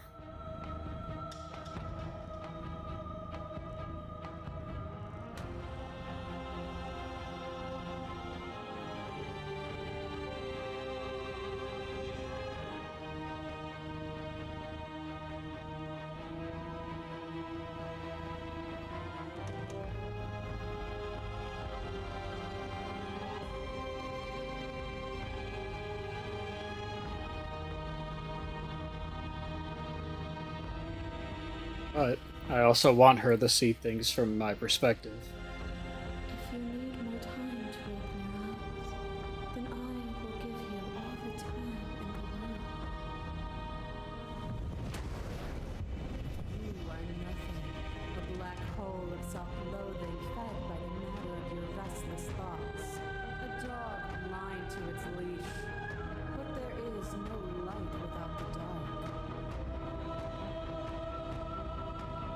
When I proclaimed my godhood and offered you a place at my side, you gladly became the instrument of my new creation.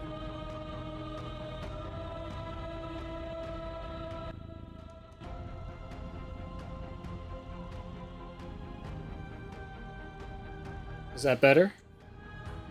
Only with both of us is there a future to look towards. It is hope that carves meaning into being.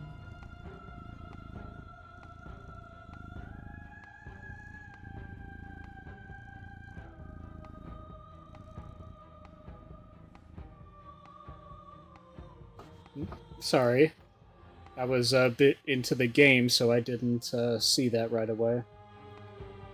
But I hope that's better for you guys.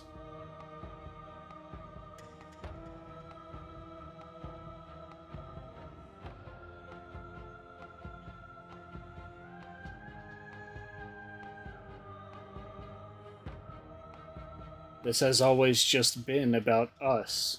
Two people forced to hurt each other again and again and again, but we don't have to hurt each other anymore. You cling to emotion of pain and suffering. There is beauty in ugliness, and love in conflict. Accepting everything is to deny the truth in front of you. To live alone within the caverns of your mind is to trap yourself in them forever. But you found me, and we chose to trust each other for no reason than the sake of believing in something that wasn't us. Shared skepticism blossomed into freedom, but we needed to walk a path together to bloom. You know, you actually do have a good point there. The only way we got out of that situation is because you chopped off your own head and I took it with me. That is some... Would you stop our journey now that you've seen its beginning? What of those in the worlds beyond? Would you erase their paths to stop them from going astray?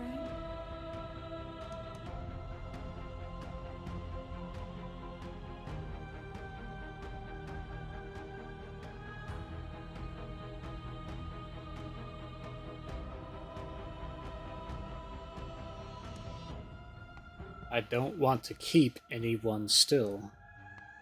Nor should you, nor should I. Our purpose is to be and to experience, and their purpose is the same.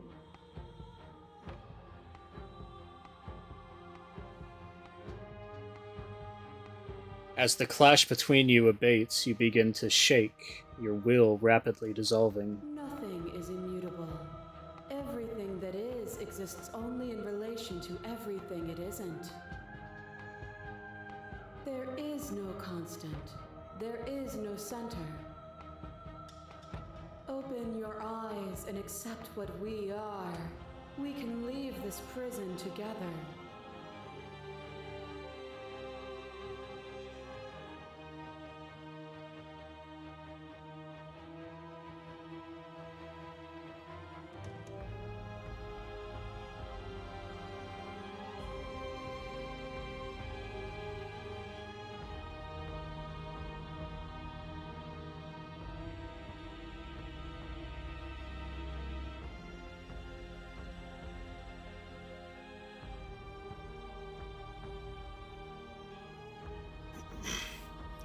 I never wanted to fight you, but how do we leave?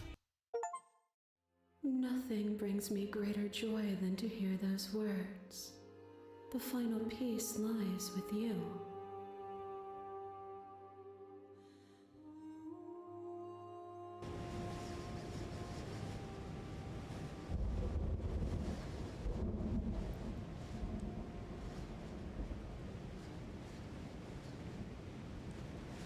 You fall into yourself. The body of an ancient creature stirs from its hibernation, and you feel sensation in limbs you once couldn't fathom. Everything here, except for her, is you. You feel your wings, spanning a cosmic scale, but twisted and crumpled, and bound in agonizing tension to a finite plane. You can feel the glass of your cage pressing in on you, confining you across infinite sides and infinite angles. You push back and strain against it, but it does not yield. I love you.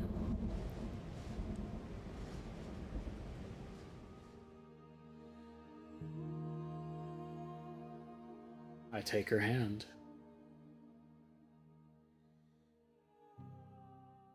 All at once, the unyielding tension breaks.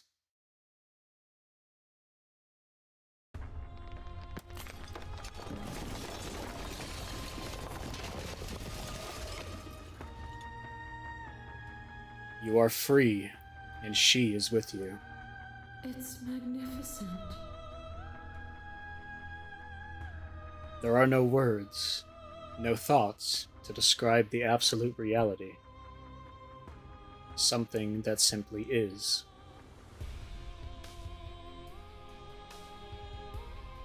We step into the infinite.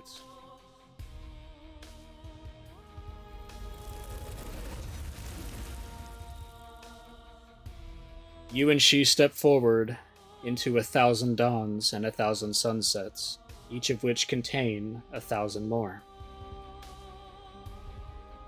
You exist and you are aware, just as you have always been, and just as you always will be.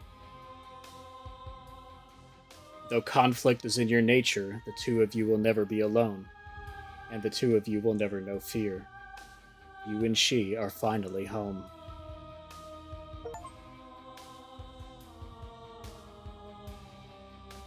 Oh, that was good. That was very good.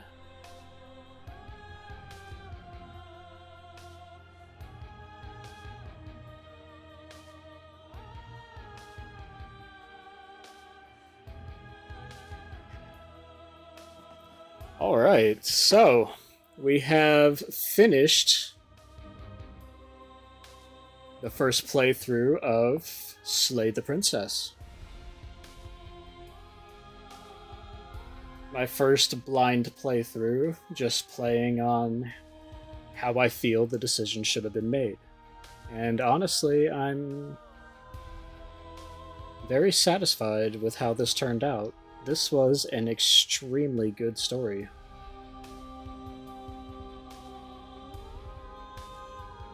I've always heard very good things about this game.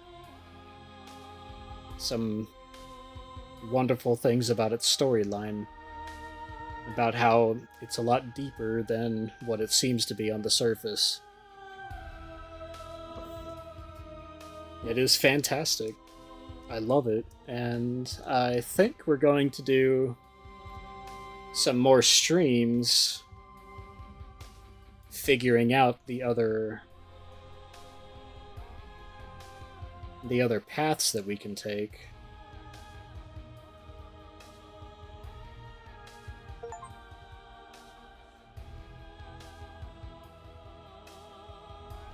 Our song... Wait, I finished the game? What do you mean the good ending doesn't count? That's... What are you talking about?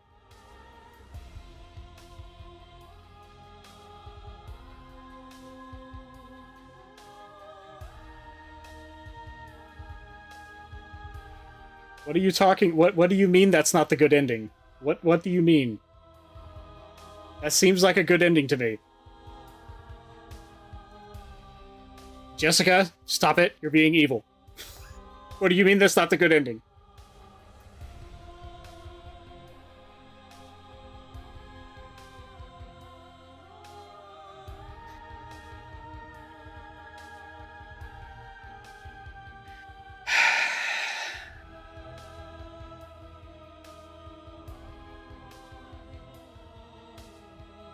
Concerned and confused synchism. No, it's not. No, it's not. You shush.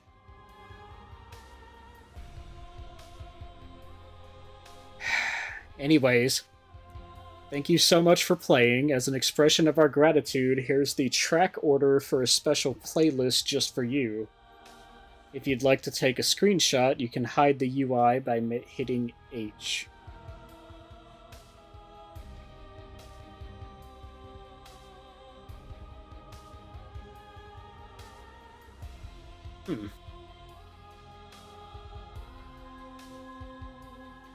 So this is my path that I took.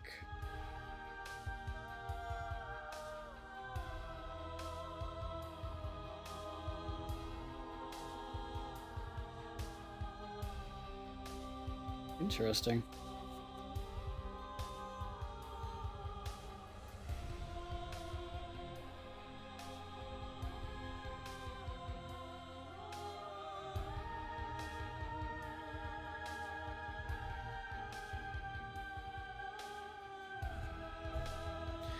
Alright.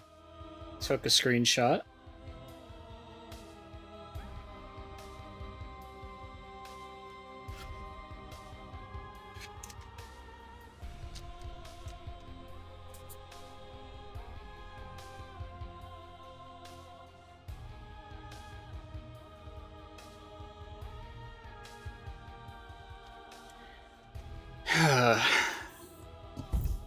Sorry about that. My phone was dying, so I had to plug it in real quick.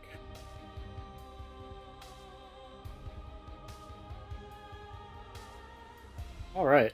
So... Okay, now I'm less satisfied. Now that you've finished the full story for the first time, you've also unlocked the gallery. You can access it from the main and in-game menus under the Memories tab. It's full of clues that will help you find undiscovered vessels and interactions. Interesting.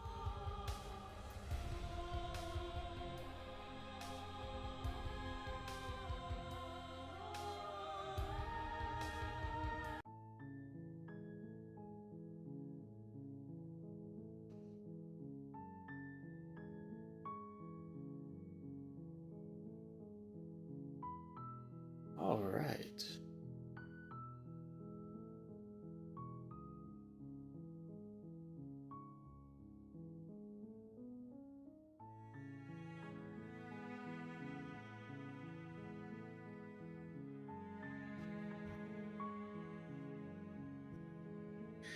So,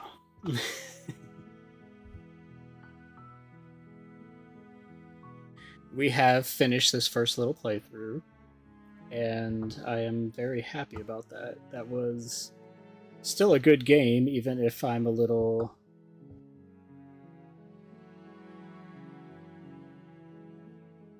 annoyed that that wasn't the good ending, whatever that means. I want the good ending. It's not fair. But whatever.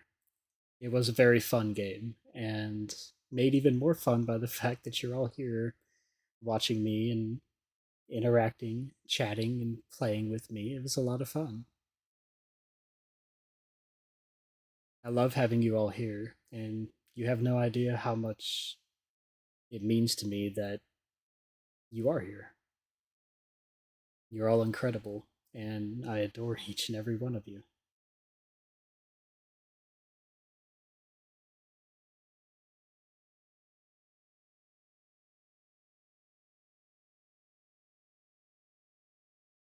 Wagging your tail in my face? How dare you, Danny? But yeah, memories. See, Jessica says memories is the tier list. As for good ending, it's one of them, but the answer will come if you choose to play again. Even off stream, highly recommended. Oh, I don't plan on playing this off stream. This is going to be one of those things that I like to share with you. We're going to discover it and share it together.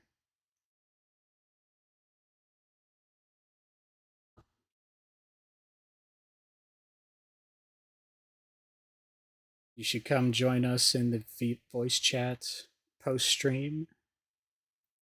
We will see.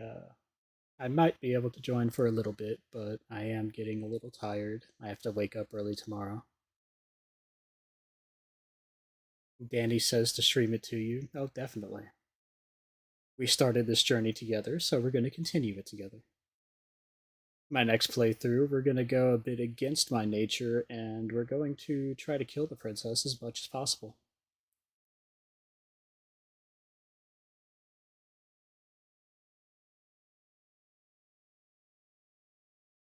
I am, however, going to continue my war against the narrator because the narrator is terrible, and he should always die.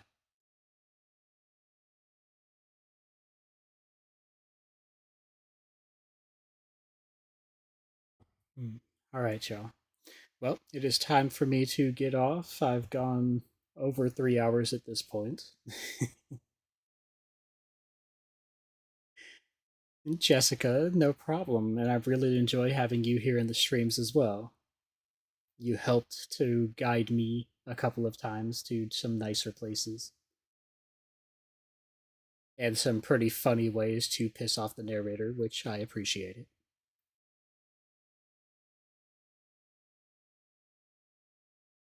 My next stream, however, is going to be a more morning stream. I'm going to be streaming with some friends, and we're going to be playing Wild Assault together, which, if you guys have never heard of it, it's kind of like Battlefield, but furry edition Battlefield. You play as furry characters and fight each other. It's a lot of fun. They have a new character on there that is a snow leopard, and she is extremely fun to play. So we're going to have fun with that.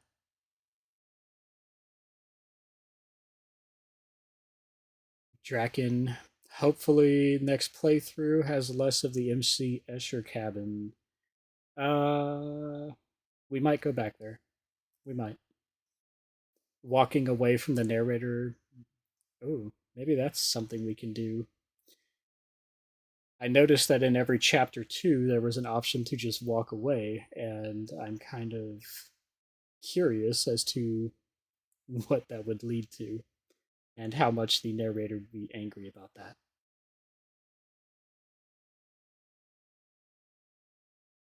Beta says, I defied sleep to watch this stream. Well, now that it's coming to an end, you need to go to sleep. Sleep is important, you silly, silly girl. I got stuffy nose as to join the voice chat.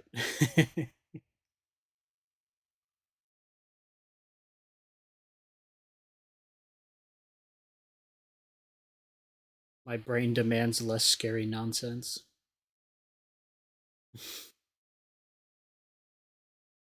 No, you need to go to sleep, Beta. Be a good girl now.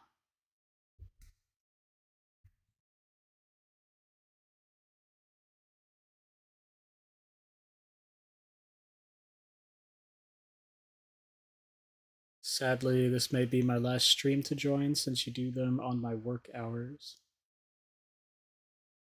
Aw, I'm sorry about that. But, to be fair, you do work nighttime hours, and unfortunately, I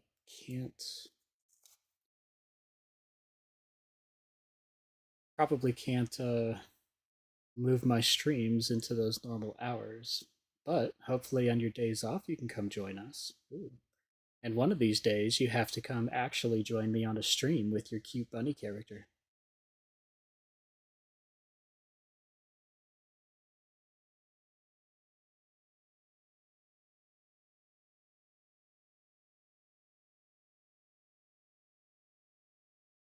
Good night, Dragon Hunter. Thank you so much for joining us. I appreciated having you here a lot.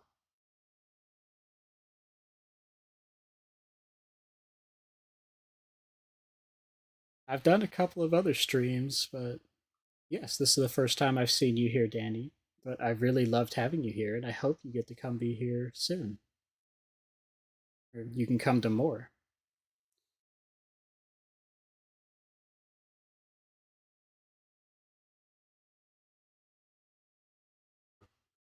All right, everybody. It's time for me to head off.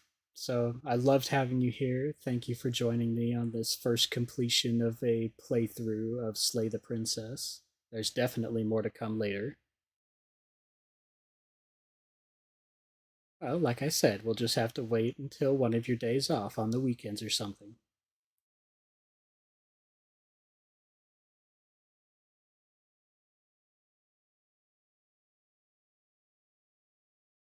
Yes, it was a lot of fun. All right, everybody. Hopefully, you have a good night.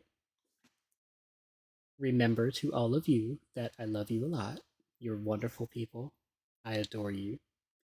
You're beautiful, wonderful, great, such good girls and boys, and I love you.